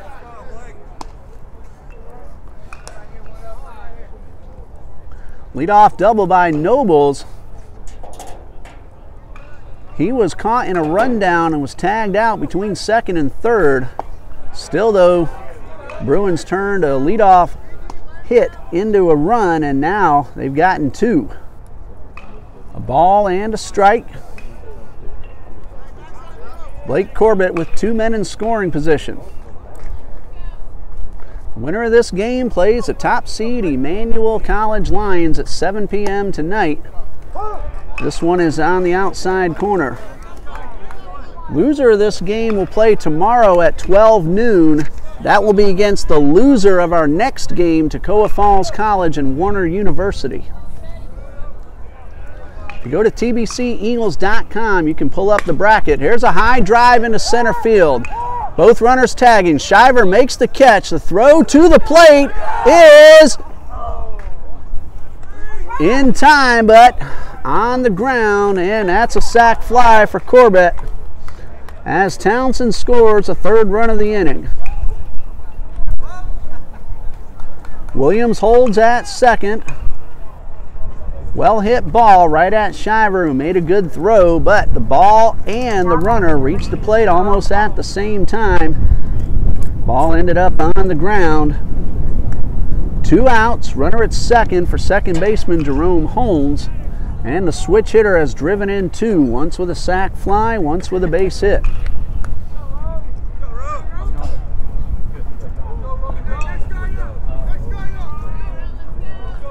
Holmes, a sophomore, switch hitter, hometown not listed. He has another RBI opportunity. Each time up, he's had a runner in scoring position, and he's come through both times. 5-0, Brewton-Parker leads. Eagles have out-hit the Barons 6-4.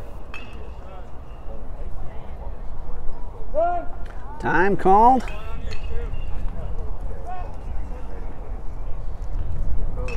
At least that's what it says on the scoreboard.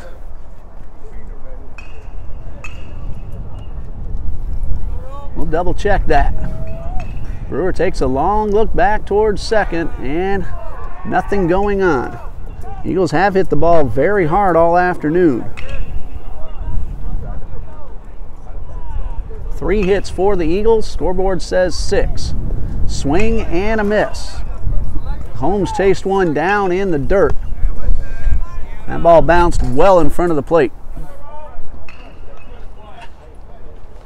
So no balls and a strike. Jerome Holmes at the plate looking to drive in run number 3 personally in the afternoon.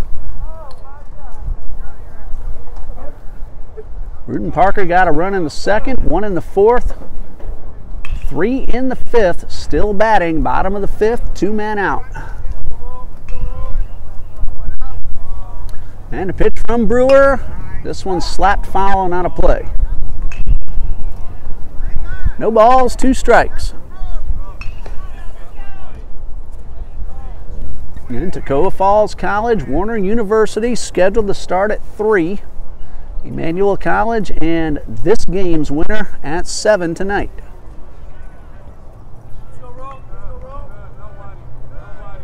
Long look back, now the 0-2, drive into right field. That's a base hit.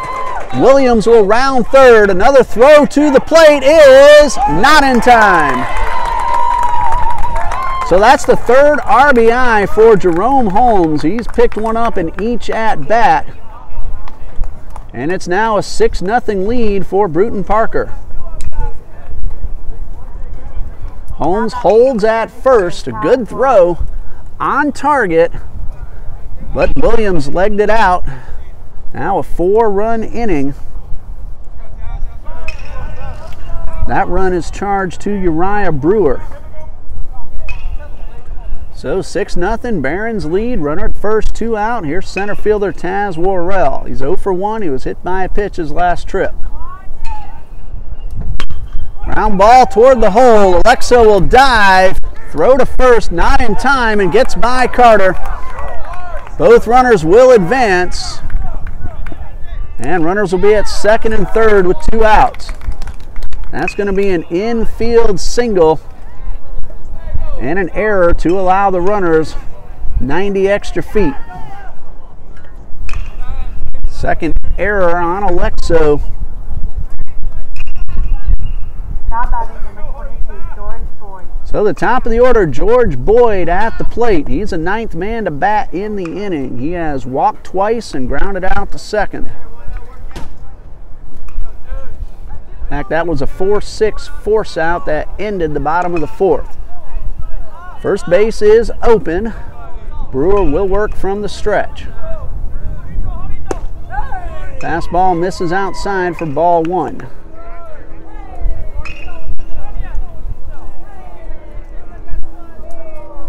Again, the Barons are the home team, even though we're playing at Trinity. They are the higher seed. The 1-0. This one misses low and in for ball 2.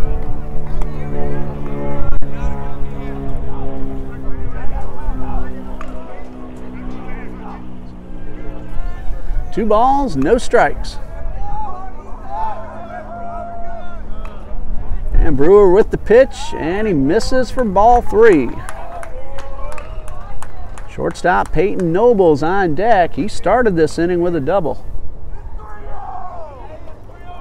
Again, first base is open.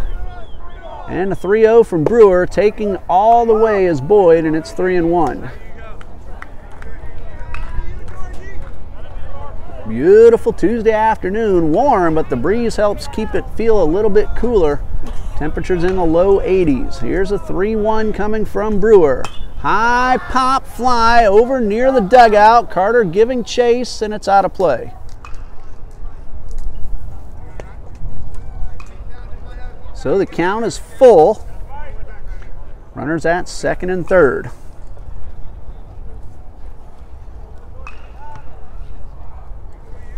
At 3 o'clock start time, of course, will depend on the duration of this ball game. Toccoa Falls against Warner. Payoff pitch coming from Uriah Brewer. Line drive in the gap. That will score 2. Here's Holmes. Here comes Worrell. 2-run single for Boyd. A big 5th inning. And Brewton-Parker leads now 8-0.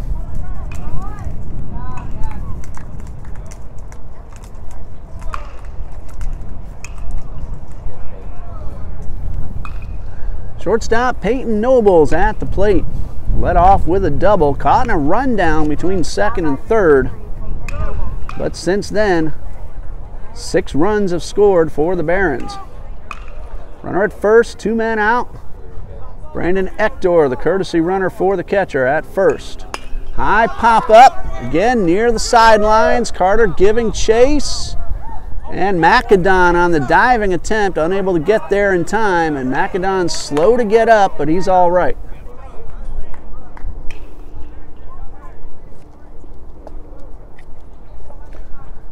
So Ector, the courtesy runner, will return to first.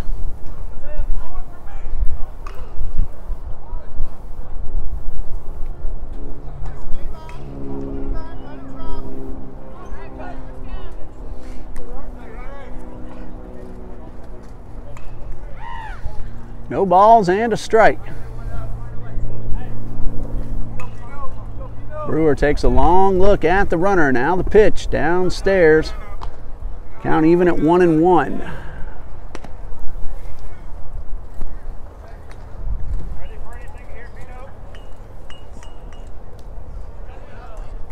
One ball, 1 strike.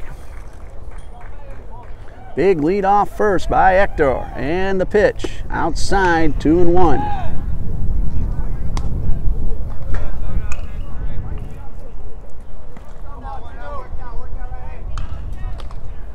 Two balls and a strike. Brewer delivers, slapped foul, 2-2.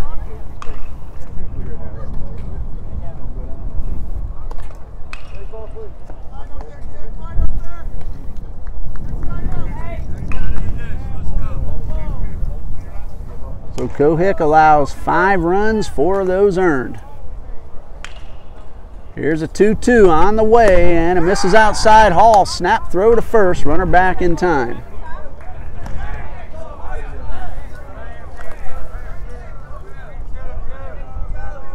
David Hall caught a runner stealing a couple of innings ago.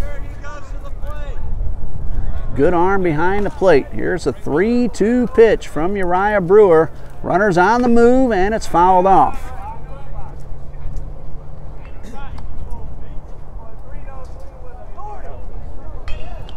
So everybody will reset. We'll have another payoff pitch.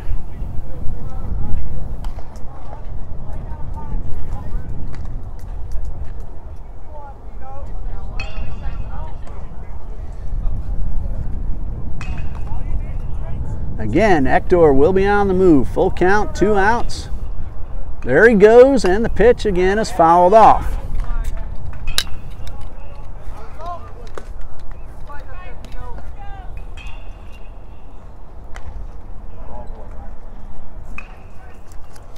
So we're going to have another 3-2. Hector getting a workout off first.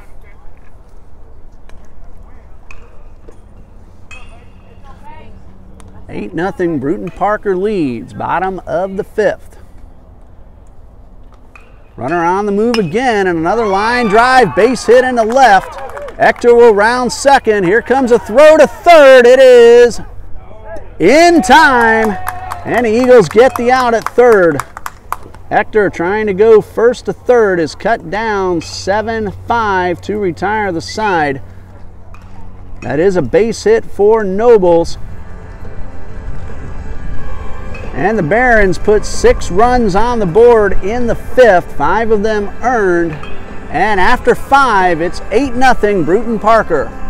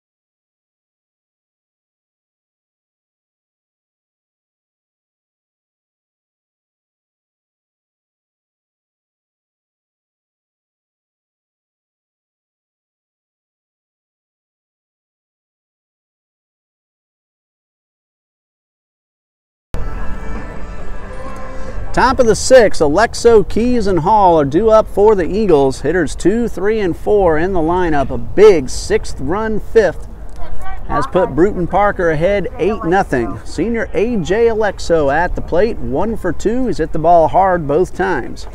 Last time up, line drive single into left. Fastball misses inside.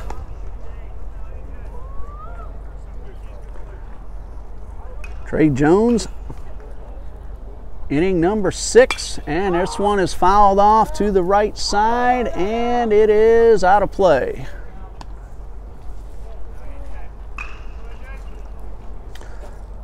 Jones has walked 1 and allowed 3 hits. The Eagles have hit the ball hard. Great defense by Brewton-Parker has kept them off the bases. Here's a 1-1 from Trey Jones. This one chopped off the foot of Alexo, so that's a foul ball. 1 ball, 2 strikes. Cardinals got a run in the bottom of the 1st. They lead Minnesota 1-0. Only game going on in the afternoon in the majors. Red Sox and Yankees renew their rivalry tonight at Yankee Stadium. Here's a 1-2. Swing and a miss. He struck him out. That's only the first strikeout for Trey Jones. He's been effective, and it brings up number 3 hitter, third baseman Jordan Keys.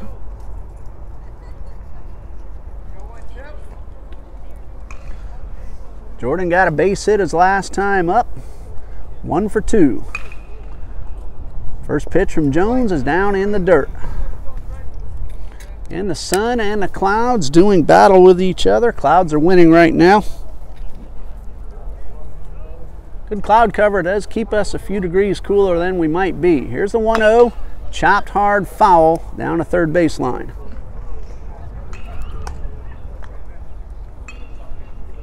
One ball, 1 strike. Senior Jordan Keys at the plate. And the 1-1 on the way, right down the middle. Keys takes it for strike 2. So 1 ball, 2 strikes. Jones will wind and deliver in the dirt. Tried to get Keys to chase. That one was well out of the zone. Kansas City is in Baltimore tonight. Giants at the Phillies. Here comes a 2-2. High pop foul right over our heads. Count remains 2-2. Seattle is at Toronto. The Braves and the Rays interleague matchup beginning at 7:10 tonight. These are all 7 o'clock or 7:10 start times. This one's downstairs in the dirt, so Keys has worked the count full.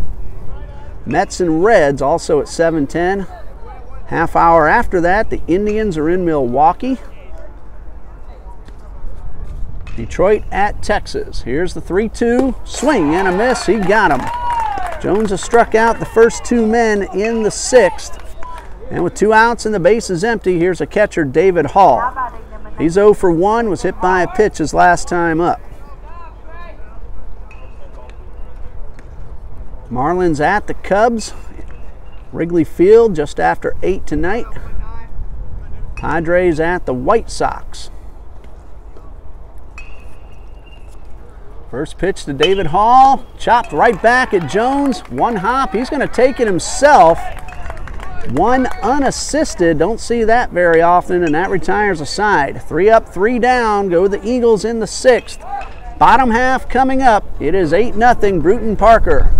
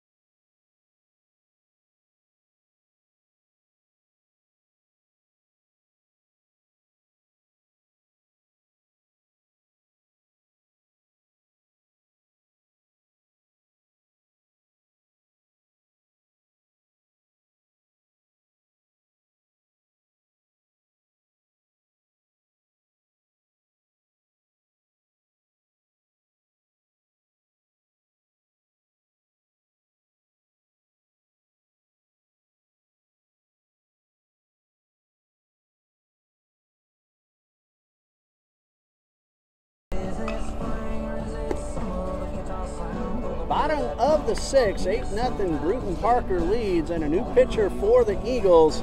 Number 14, freshman Austin Fry. No record, an 8.36 ERA. 14 innings, he's allowed 13 earned runs.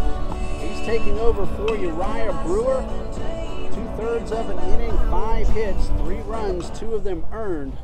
Brewton-Parker got 6 runs in the bottom of the 5th.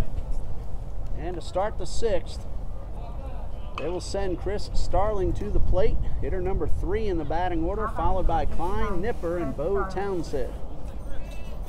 Austin Lane Fry on the mound now for Trinity Baptist College.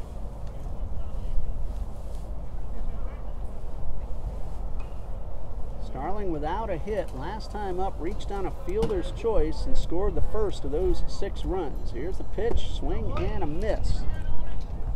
It was Starling's ground ball that got Peyton Nobles caught between 2nd and 3rd.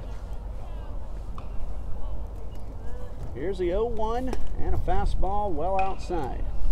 1 ball, 1 strike. The Angels are in Denver tonight, take on the Rockies. That at 8:40 Eastern time. Here's a chopper toward 3rd. Keys fields cleanly, good strong throw to get the out at 1st. Leadoff man retired, and here's a DH Klein Nipper. Astros are in Oakland later tonight. That's a West Coast time. D-backs at the Dodgers. Nationals at the Padres. So a full slate of action in the majors tonight. Fastball right down the middle, strike one to Klein Nipper. Klein is 1 out of 3. Singled, stole the base, and scored his last time up. Here's the 0-1, a good curveball in there for strike 2.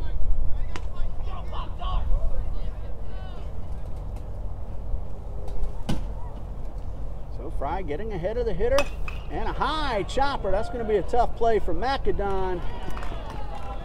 Unable to corral it.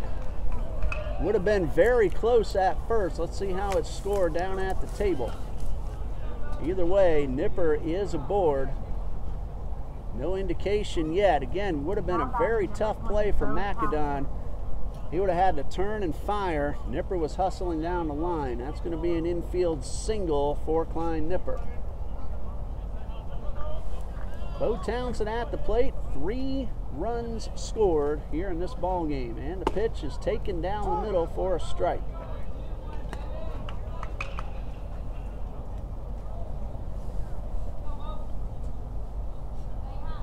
One out, runner at first.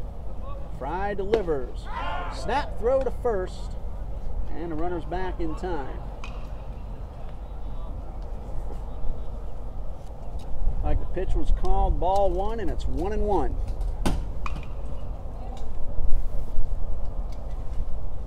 Fry working quickly, and the pitch is slapped foul. He's gotten ahead of the first 3 hitters. Fry in his first inning came in relief of Uriah Brewer.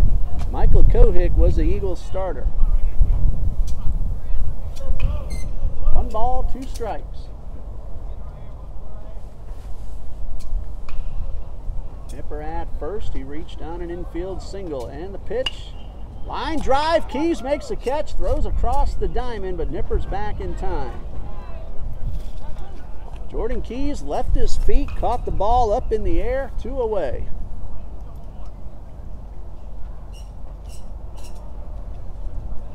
So that'll send Lorenzo Williams to the plate. His last time up, he drove in 2 runs with a single. So he's been on base twice, 1 for 1 officially. He has a runner at first with 2 outs. Fry again working very quickly. This breaking ball misses outside. Here come the Royals from Warner University, walking up behind the bleachers. Going to see you on the field at 3 o'clock. Fastball misses up and away. Warner University, number 2 seed in the tournament, taking on number 3 Toccoa Falls College. That game's scheduled to start at 3, may start a little late. This one misses outside. It's 3 balls, no strikes on Lorenzo Williams.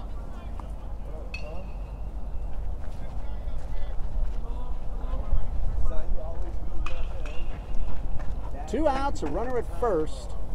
Williams way ahead, 3-0, taking all the way, and this one's downstairs for ball 4.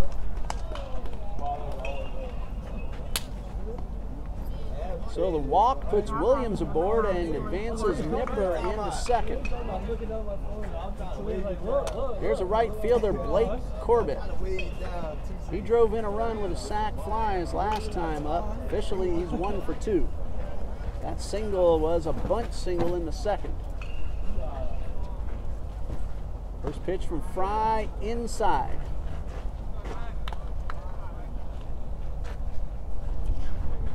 Two on, 2 out.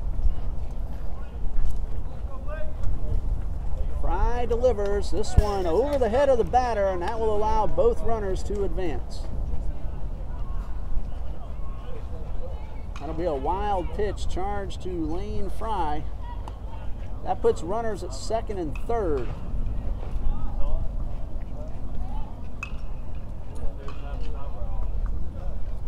Two outs. Corbett has a count of a ball and a strike.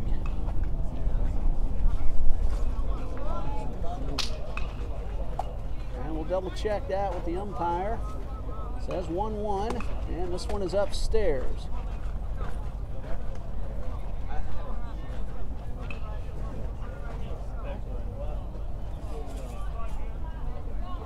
(3-0), that's what I had. Scoreboard said 2-1. And the pitch, taking all the way, there's strike one. Well, sometimes I'm the one who's wrong. In fact, that happens quite a bit. 3 balls and a strike. Fry trying to get out unscathed. There's a chopper towards first. Carter fields it, and he'll step on the bag, and that retires the side. A hit, a walk, and 2 men left. After 6, Brewton-Parker 8, Trinity Baptist nothing.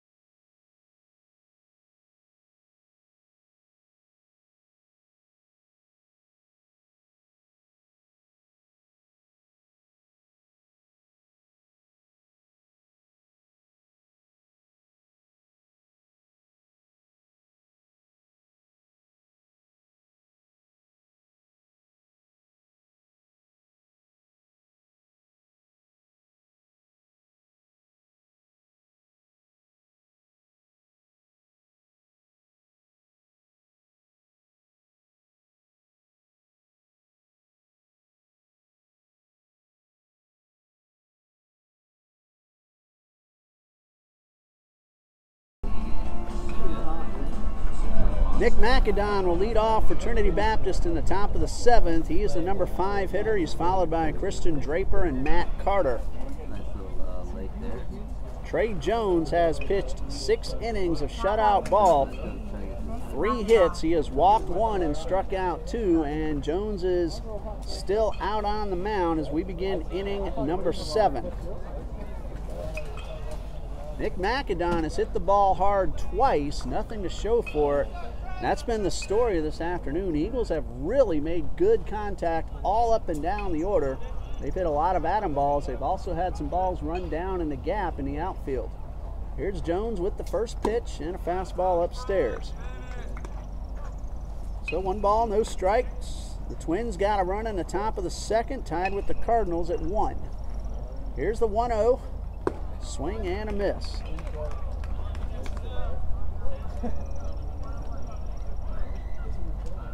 One ball, 1 strike on McAdon. 7th inning just underway. And pitch from Jones. Misses a little bit low and outside. 2 balls and a strike.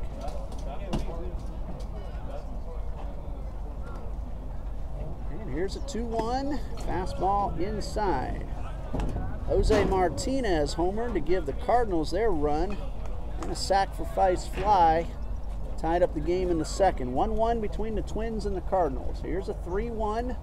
Ball 4, leadoff man aboard for the Eagles here in the 7th. Walk number 2 for Trey Jones. McAdon aboard. Christian Draper now due up. He's 0 for 2. Fielder's choice and a fly out to right.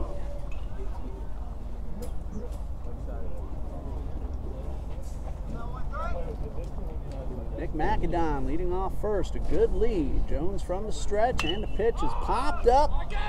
Middle of the infield. This will be Townsend, a third baseman. 2 men collide, Townsend and Jones.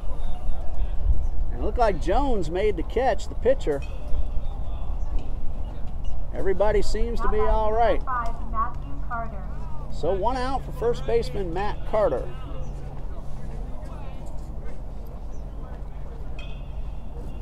McAdon led off with a walk. Draper just popped up. Jones and Townsend collide, but Jones made the catch. This one fouled right back. That pole wasn't there. I'd have a black eye right now. Come on, Matt, I thought it was your friend. Matt Carter, about to be a married man, June 23rd. He and his fiancée, Kayla Goodwin, will tie the proverbial knot, and this one is fouled off the catcher's mask and out of play. So congratulations, Matt Carter. He graduated this past Saturday, and in just a few more weeks, he is getting married. Here's the 0-2. This breaking ball in the dirt. 1 ball, 2 strikes. Warner Royals joining us in the bleachers. Not too long from now, we'll see them on the field. And that ball game could start late, pending the duration of this one. Carter is able to hold up in time as this ball misses outside. 2 balls, 2 strikes. Here's a 2-2 and a high drive hit into right field. The wind is going to knock it down, and it's a base hit. McAdon beats the throw into second. He had to hold up to make sure that ball wasn't caught. Carter got some help from the wind, and the Eagles have 2 men on with 1 out. Hit number 4 for the Eagles. Their hard hit balls are getting caught. The ones not so hard are dropping in. Here's David Quevedo, the DH. He is lined out to right and drawn a walk. 2 on, 1 out. RBI opportunity for Quevedo, and this one is fouled off. Wind has calmed down now after that fly ball knocked down in right field. 2 balls and a strike to David Quevedo. And the pitch, a breaking ball that misses up high. And the 1-1 coming now to Quevedo. Top of the 7th between Trinity Baptist College and Brewton-Parker, and this one fouled straight back. 1 ball, 2 strikes. The winner of this game plays Emmanuel College tonight at 7. And the loser will play the loser between Warner and Toccoa Falls. And that game will be tomorrow at 12 noon. Line drive into center field for a base hit. Here comes McAdon. The throw will go to second. And the Eagles are on the board. And the Eagles making good contact all day long. They found a couple holes here in the 7th. And it's 8-1. Hit number 5. And a timeout. Coach Aaron Larson heading to the mound to talk to the freshman Jones. We'll pause here. When we come back, Kelvin George at the plate with 2 on and 1 out. Brewton-Parker leads 8-1.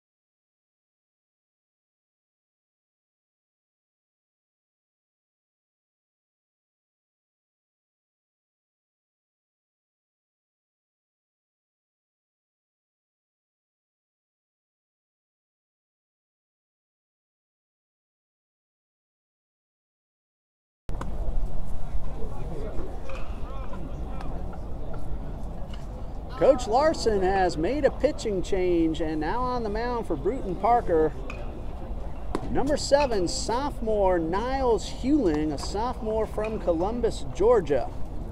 The numbers on Hewling: 2 wins, 1 loss, an 11.74 earned run average, making his 9th appearance. 15 1/3 total innings. He's allowed 20 earned runs out of 22 total. And he is going to face Kelvin George with 2 runners aboard and 1 out.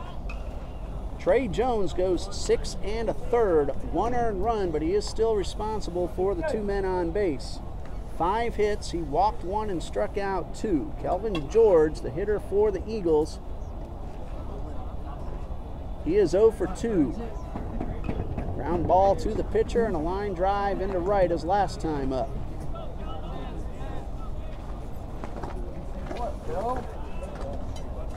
McAdon led off with a walk. He has come in to score. Matt Carter and David Cavedo have singled. Cavedo has driven home the run. Brewton-Parker leads 8-1. Here's the first pitch from Niles Hewling.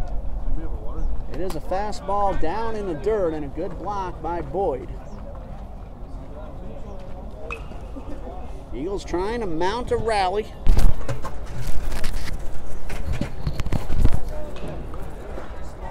Looks like we had some audio difficulty. It looks like it's all okay now. Again, Niles Hewling on the mound now for Brewton-Parker. The 1-0 downstairs, and it gets away, and that will allow both Carter and Cavedo to advance. That will be a pass ball charged to George Boyd. So we have a little audio problem. We'll update you on Trey Jones. 1 earned run in 6 1/3, 5 hits, 1 walk, 2 strikeouts. In case you missed it earlier, he also uncorked a wild pitch and hit a batter. He is responsible for the 2 runners on 2nd and 3rd.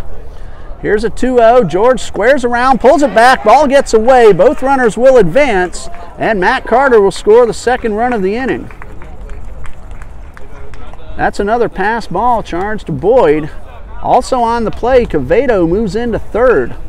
So an RBI opportunity now for Kelvin George.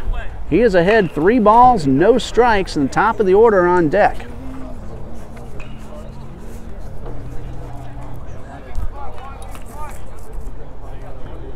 George shows bunt, pulls it back, and takes ball 4. So the Eagles trying to mount a rally. They've already scored twice and have runners at the corners with 1 out. Here's center fielder John Shriver, who's hit the ball very hard 3 times. 0 for 3, however. Now a chance to drive home what would be the 3rd run of the inning.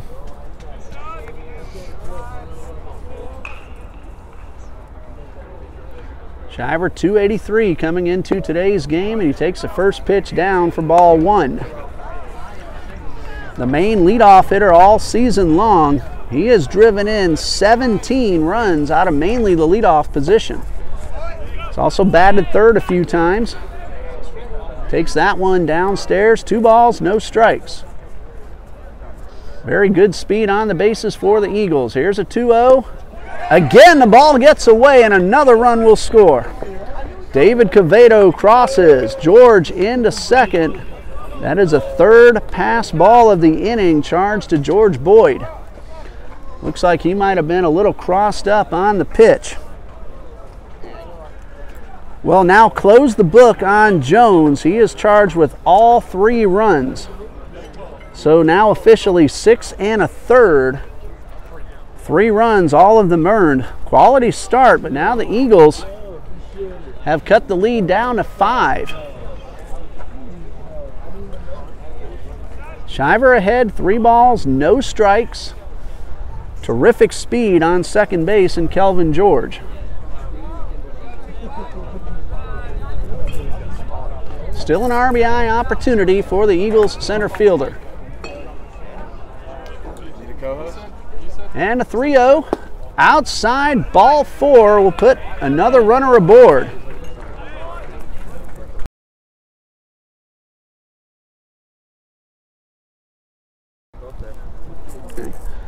So the Eagles now with 2 on, still 1 man out, and another trip to the mound.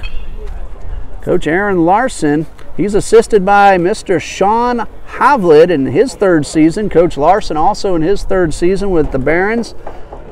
And assistant coach Dylan Jones in his 2nd season as the student assistant coach for the Brewton-Parker Barons. We're going to have a pitching change. Niles Hewling on his way out.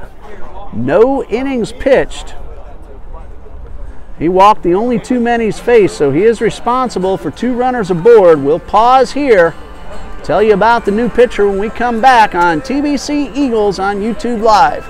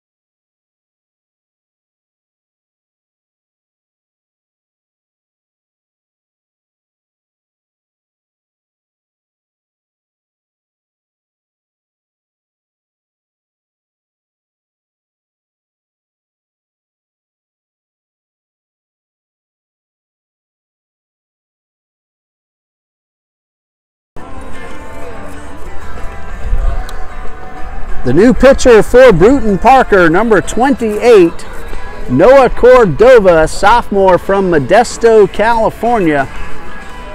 And Cordova, no wins, 4 losses on the season, his 12th appearance. He has a .540 earned run average, 28 and a third innings, 17 earned runs out of 19 total. He's allowed 26 hits. He has walked 9 and struck out 6. He inherits runners at first and second, both with very good speed. Kelvin George at second, John Shriver at first. Both of them have walked. Eagles have scored 3 times in the top of the 7th. Shortstop A.J. Alexo is at the plate. He is 1 for 3, a single in the 4th. Went down on strikes his last time up. Macadon led off with a walk. He ended up scoring. Matt Carter, David Cavedo both singled, and both have come in. Cavedo an RBI single. Brought home Macadon. Both Carter and Cavedo scored on passed balls. So Eagles with a chance to pull a little bit closer. Alexo at the plate. First pitch from Cordova is in the dirt, and a good block by Boyd.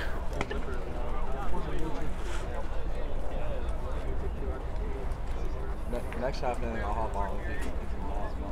1 ball, no strikes. Cordova from the stretch. Breaking ball misses outside. So 2-0. Alexo, good contact hitter. He'll spray the ball around the field. Has a chance to drive in a run. And a pitch, good patience as this one dips away. So Alexo well ahead, 3-0, most likely will be taking. Keys, Hall, and Macadon due up next for the Eagles. Macadon led off the inning. Here's a 3-0 and a fastball. Alexo is taking all the way.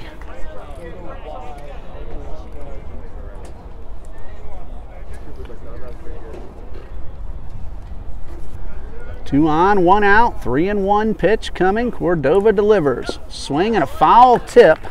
That fills up the count. Coach Copeland not afraid to put his runners in motion, even trailing by 5. It's a 3-2 count.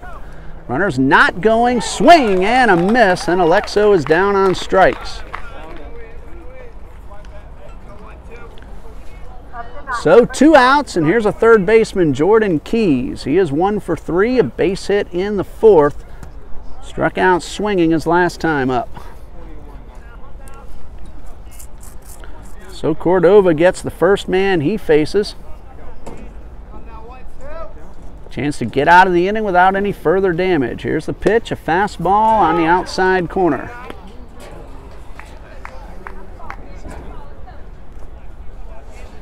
Two on, 2 out.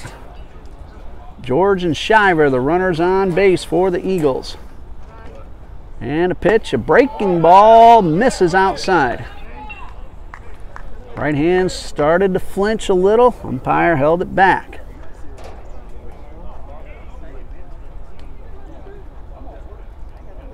A ball and a strike. Cordova from the stretch takes a long look back. Now the pitch chopped up the middle, and that's going to be knocked down by the shortstop Nobles, and he goes a short route to retire the side.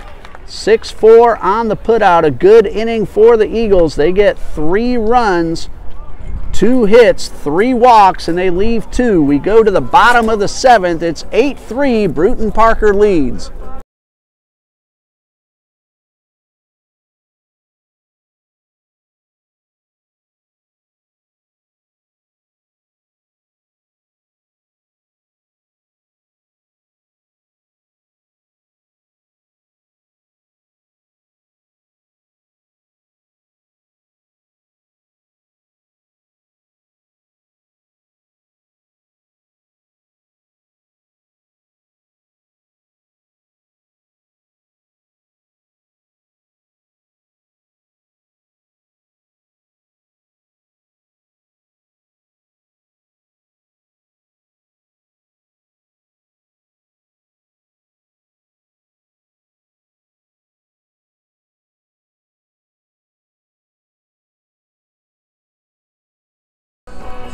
Bottom of the 7th, 8-3, Brewton-Parker leads. 8-9 and 1 due up. Jerome Holmes, Taz Worrell, George Boyd. Well, earlier in the ball game, we had a player from the Emmanuel College Tigers join us, Jeremy Viveros, and now we're honored to have Warner Royal senior Ronnie Filipkowski saying hello. Going to get a chance to tell us about the Royals from Warner University. Hello, Ronnie. Hey, how you doing today, sir? Well, we're enjoying a beautiful Tuesday afternoon. Of course, my team down by 5. It's a good game. Had a chance to tack on some more, but Cordova got out of the inning. Yeah, that was a good pitch. Grounded up the middle. Kid made a nice play. Nothing you can do about that, though. Definitely could have used a couple more, though. Yeah, beautiful weather out here. Way better than being back in Lake Wales where it's hot and no wind. Ball and a strike and a chopper foul. Of course, viewers have heard me say all afternoon, Eagles have really hit the ball. You just got here a little while ago. Terrific defense by Brewton-Parker. We have really laced the ball and had it caught many times today. Wow. Jerome Holmes making a bid to be player of the game. He's driven a run 3 straight at-bats, and he tries to chase this one. 1 ball, 2 strikes. So tell us how you've done this season. I believe you're the number 2 seed in the tournament. Yes, sir. Yeah, we've had a pretty good season. Definitely played a lot better out of conference than we did in conference this year. Line drive, well hit toward the gap. That is 1 hop up against the fence. Holmes on his way to second. He's going to round it, head to third, and he's going to be in there with a stand-up. No, a diving triple. Didn't need to dive. But for Holmes, that is his 3rd hit of the ball game. Actually, 4th time on base, 3rd hit to go along with those 3 RBIs. Scored that one up in the gap there. 1 hop the fence. We had a good season, though. Conference was a dogfight this year. A lot of good teams. Southeastern, St. Thomas, both won 40 games. Talked about Southeastern with Jeremy earlier.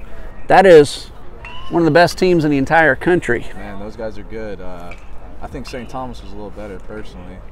When we played them down in Miami, and there's probably about, I think there's 15, 16 home runs hit during that series from both teams. That's a pretty offensive series. Yes, sir.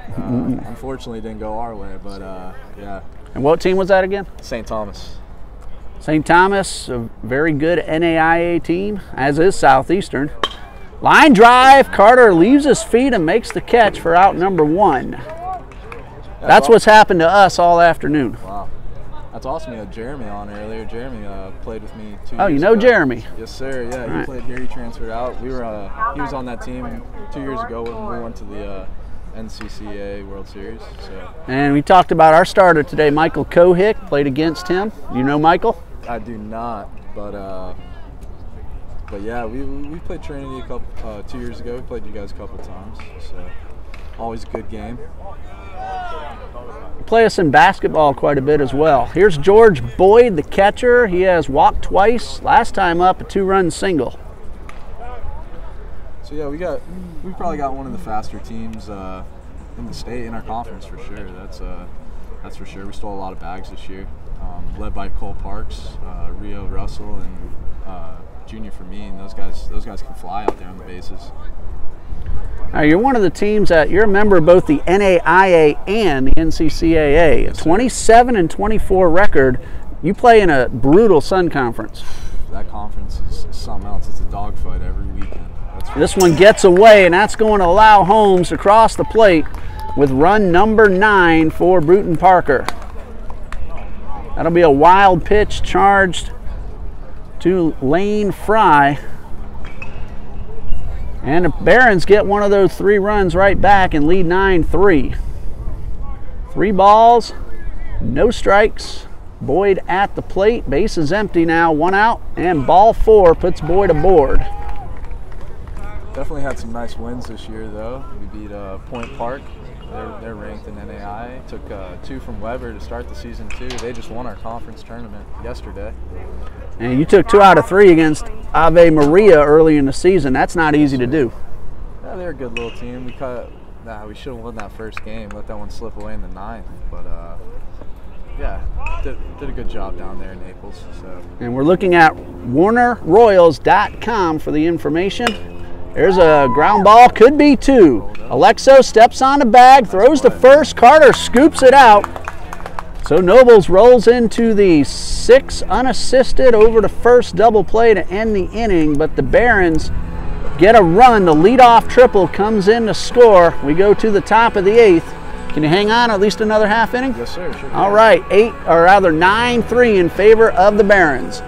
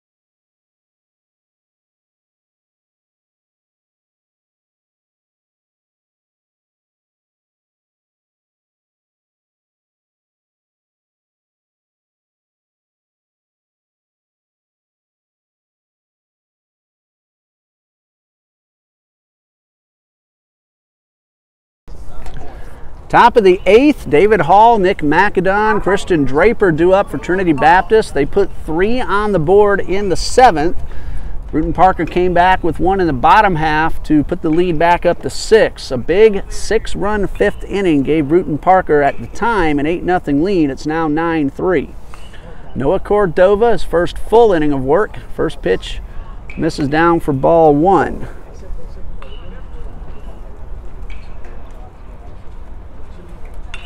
One ball, no strikes, and a swing and a miss. So how are you doing this season? I'm doing pretty well, man. No complaints. I think I got like 23 innings pitched. So I think 4-2. 23, 4-2. 3.91 ERA according to DAC stats. Very good season, especially in the conference you're playing in. Here's a breaking ball of beauty in there. 1 ball, 2 strikes. Conference stats are pretty much the same, so I've been pretty consistent all the way through. Oh, a little quick pitch. Little quick pitch, and he got him, a la Pedro Strop of my team, the Chicago Cubs. David Hall did not like it. Wow. That is out number 1. So Cordova gets his first strikeout. Something I'd like to see trickle down into the college game, that's for sure. Check that, his second strikeout. Base is empty, 1 away for second baseman Nick McAdon, and Coach Copeland wants to have a chat with the home plate umpire. I'm guessing about that little move there from Cordova. Definitely. The coaches do not like that. Neither do the players, as you can tell by the way he reacted to that right there. Froze him. But definitely legal. I mean, you see the guys doing it in the bigs all the time, so why not do it in college if it works? If it's not against the rules, nothing wrong with it. Absolutely. So Ronnie, you're 4-2, 23 innings, only 10 earned runs, 3.91 ERA, and again, the teams that you're pitching to, that means you've done a good job. Yes, sir. I appreciate that. Of course, we don't want you to give away your coach's surprises or anything, but I'll bet I'll see you out there on the mound at least once. Yes, sir. Definitely. Usually come in for an inning or 2. So. Now, you guys are going to face a very powerful offense at 3 o'clock. Toccoa Falls can rake. Yeah. We definitely have looked at the stats. We know the numbers, so we got a good game plan going in there. We got our ace on the hill, so I'm sure they do too, though. So ought to be a good matchup. I'm excited. This is why you come out here, right? Play a good game and the game take care of itself. Good curve ball from Cordova for strike 1. Of course, if you win, you're going to advance on the winner's bracket. Pull up the bracket here, see what happens. The loser is going to play the loser of this game tomorrow. High pop fly towards right. Has a chance to get down. It is foul. Good hustle. Good hustle by both the right fielder and the second baseman, and good hustle by McAdon. He was at second base by the time that ball hit the ground.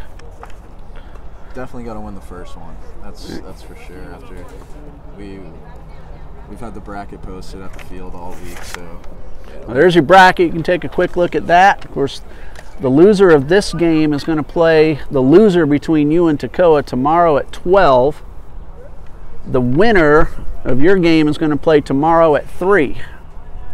Now, I made that bracket myself, so you got to question the accuracy of it. Nah, this is exactly what we have posted. So, I mean, you lose the first one, you gotta win 5 after that to win it. So the first one's definitely key. That's for sure. Here's the 0-2 from Cordova to Macedon. Check swing and a ball downstairs. 1 and 2. A little hold at the top there, switching it up from the quick pitch. Mm-hmm. Macedon walked and scored his last time up, 1 for 2. Got a base hit in the second. The 1-2 from Cordova, and this one out of play. I was kind of expecting that little deke move again. I better not say it, because you just might do it again. Jinx it. Definitely getting in the hitter's heads, that's for sure. Hold it at the top, sometimes quick pitching. Now, even if he shows it only once, they've seen it. They got to be ready for it. Here's the 1-2. Breaking ball. Again, that right hand started to flinch, but it's 2 and 2. Noah Cordova in relief of Niles Hewling, who relieved Trey Jones, a starter. There's a ground ball towards second. That's going to be an easy play over to first in time. Holmes makes the play for out number 2. Definitely not letting the hitters get comfortable up there at the plate. Christian Draper coming up. He is 0 for 3. Pop up to the pitcher his last time. 2 outs, base is empty. Eagles batting in the top of the 8th, trailing 9-3. It's kind of hard for me to say on our home field that we're batting in the top of the inning. I bet. Get so used to everything here, being in the bottom half, home side. 1 ball, no strikes, especially they're in the home dugout as well. Here's the 1-0. Got a deep park. It's got to be tough to drive the ball out here. We had an 11th grader. We share with Trinity Christian Academy. An 11th grader hit it into the trees. Wow. About a week and a half ago. It's a good little poke. And you know, you see the 340 sign. Where he hit it is about 350. It's 25 feet between the fence and the trees. Wow. You can put a 2-lane road back there. Here's a strike called.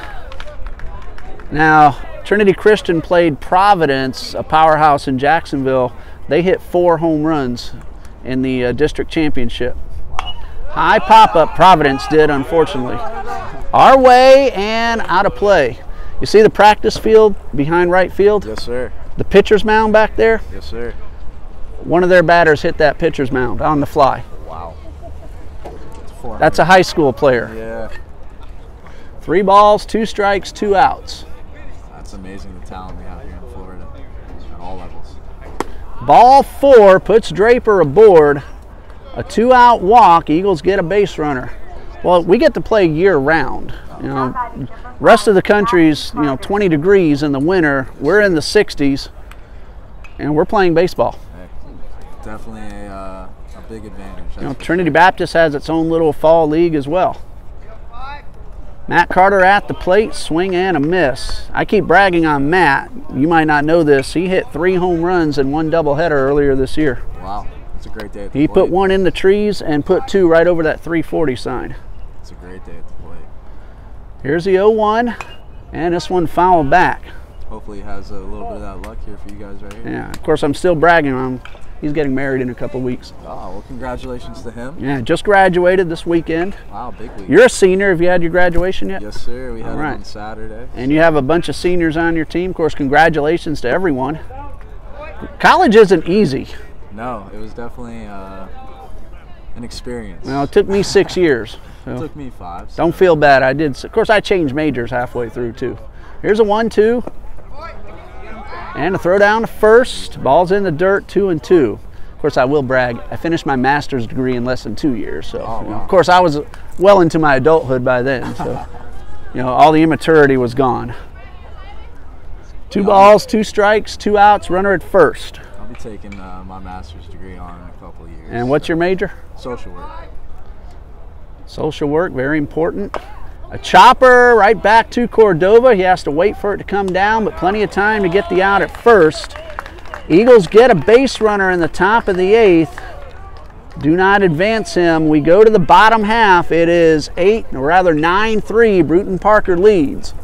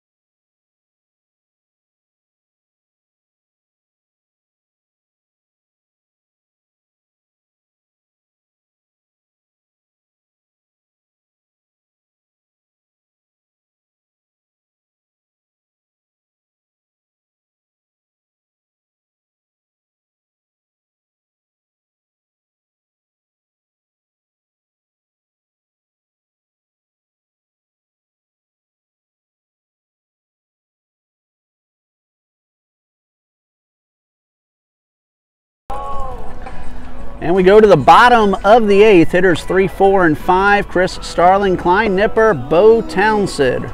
Ronnie Filipkowski, a senior on the roster of the Warner University Royals. Appreciate you joining us, talking about your team, talking a little baseball. Yes, got to ask you, who's your favorite major league team? Red Sox. Oh, no. As I told Jeremy earlier, I'm not only a Cub fan, I'm a Yankee fan too. Oh, wow. So we might have a few problems here. Yeah, I wish you would have told me that before I hopped on here with you. So. They're battling again starting tonight, 3 at Yankee Stadium. Hey, we're up 2-1 in the series this year. So well, you know, nobody's perfect. I'll forgive you for that one. All right, Chris Starling will lead off, bottom of the 8th. He has struck out, line to center, reached on a fielder's choice and scored and grounded to the third baseman. Austin Lane Fry starting his 3rd inning of work for the Eagles. 9-3, Brewton-Parker leads, top of the 8th. Big 6-run 5th inning has been the difference. That is the margin of difference right now. Fry, a freshman. Sorry, what were you saying? Need to have a quick inning here. 1, 2, 3, get back in, swing the sticks. Yeah, looking ahead to the top of the 9th, it's 8, 9, and 1 due up for the Eagles. The 1-0 line drive, well hit towards center. Shriver didn't have to move at all. He dropped down, but that's because he's now looking into the sun. He wanted to get a good viewing angle on the ball. I think he took maybe half a step. It was right at him. Yep. John Shriver, as a junior last year, NCCAA All-American. Wow. Just graduated this past weekend, 7 seniors on the Eagles. Congratulations to him. And if I remember correctly, he has already agreed to be an assistant coach for John Copeland next year. Here's the 0-1, and a good fastball right down the middle. Always good to stay in the game, especially if you love it, so, which I'm sure most of us do out here. The 0-2. Well, I knew after high school I was not going pro. So throughout my teaching career, I grabbed microphones whenever I could to stay involved, coach my son in Little League. Now I absolutely love doing these ball games. Whatever you can do to stay in the game. It's the best game ever created. So. First strikeout for Austin Lane. Now, where else in life is a 30% success rate considered good? 3 out of 10 at the plate gets you in the Hall of Fame. There's no other game, no other thing like it, to be honest. So, Bo Townsend has scored 3 times today.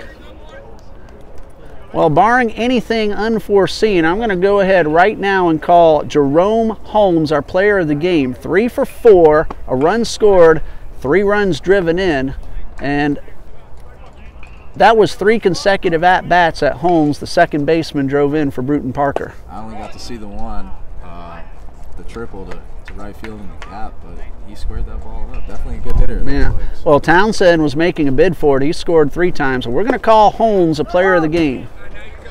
3 balls and a strike on Townsend. Of course, I'm still hoping the Eagles can rally in the 9th. Yeah, we might have a different player of the game when it's all said and done. 3-1 lifted high into center. Shriver's going to battle the wind, drifting it away from him, but he's there to catch it for out number 3. Top of the 9th coming up. Eagles need to rally, trailing by 6. It's 9-3 Barons.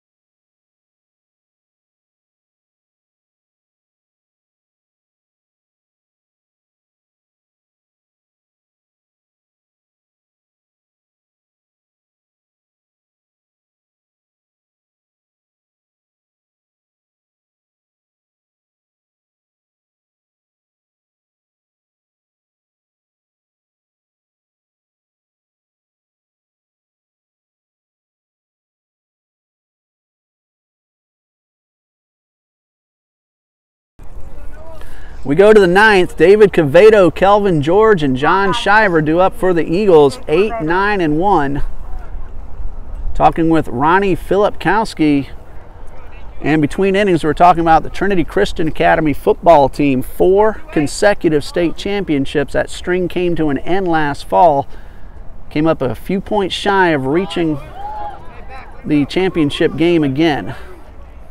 Those kids can play. Definitely a lot of talent here at Trinity. Of course, we air them on The Truth 91.7 here in Jacksonville. Here's the 0-1 to David Quevedo, and a beautiful breaking ball from Cordova. Quevedo knew it. Just had a couple kids in the draft this last year, I'm pretty sure, right? We had 2 drafted and 2 signed undrafted free agent contracts. Tolliver went. Kevin Tolliver from LSU, as this breaking ball misses. Jeff Holland was at Auburn. They're both TCA graduates. Andre Smith, I never really got to meet him. He came, well after my classes are 9th grade, so I never got to know him. Strike 3 hits the ground, and the throw to first completes the put out 2-3. I'm a Florida State fan. I know DJ Matthews went here for years. He's at Florida State now. JC Flowers plays baseball for Florida State. He's a Trinity graduate. We had 2 taken in the 7th round of the NFL draft. Andre Smith, and why is it I can't think of the other one? I even know the guy personally. Sometimes things just slip your mind. The kid from Virginia Tech, right? Oh, Kendrick Norton out of Miami. Oh, Kendrick Norton, yeah. Kendrick Norton out of Miami, a lineman. 1 ball, no strikes. I taught him 2 years. He's a fantastic kid. I taught him science and math. Of course, they're all great kids. They leave here. Our head coach, Verlin Dorman, makes sure these kids have good Christian moral character above any athletics. He's our athletic director also. Line drive headed toward the gap. That might drop down. No, a sliding catch. Again, we've had that happen all afternoon. That is Chris Starling taking another base hit away from the Eagles. Kelvin George, tough luck. That is out number 2. It was a great play, but unfortunately it's against us. It's just the way it happens sometimes. That's baseball. Our soft hit balls have found holes. We've had a lot more of those caught today. John Shriver, 2 outs, bases empty. And a pitch. High fastball. 1-0. You see the L9, 6-3, F8. All 3 of those balls were smoked from Shriver. Well, hopefully you can get something going here.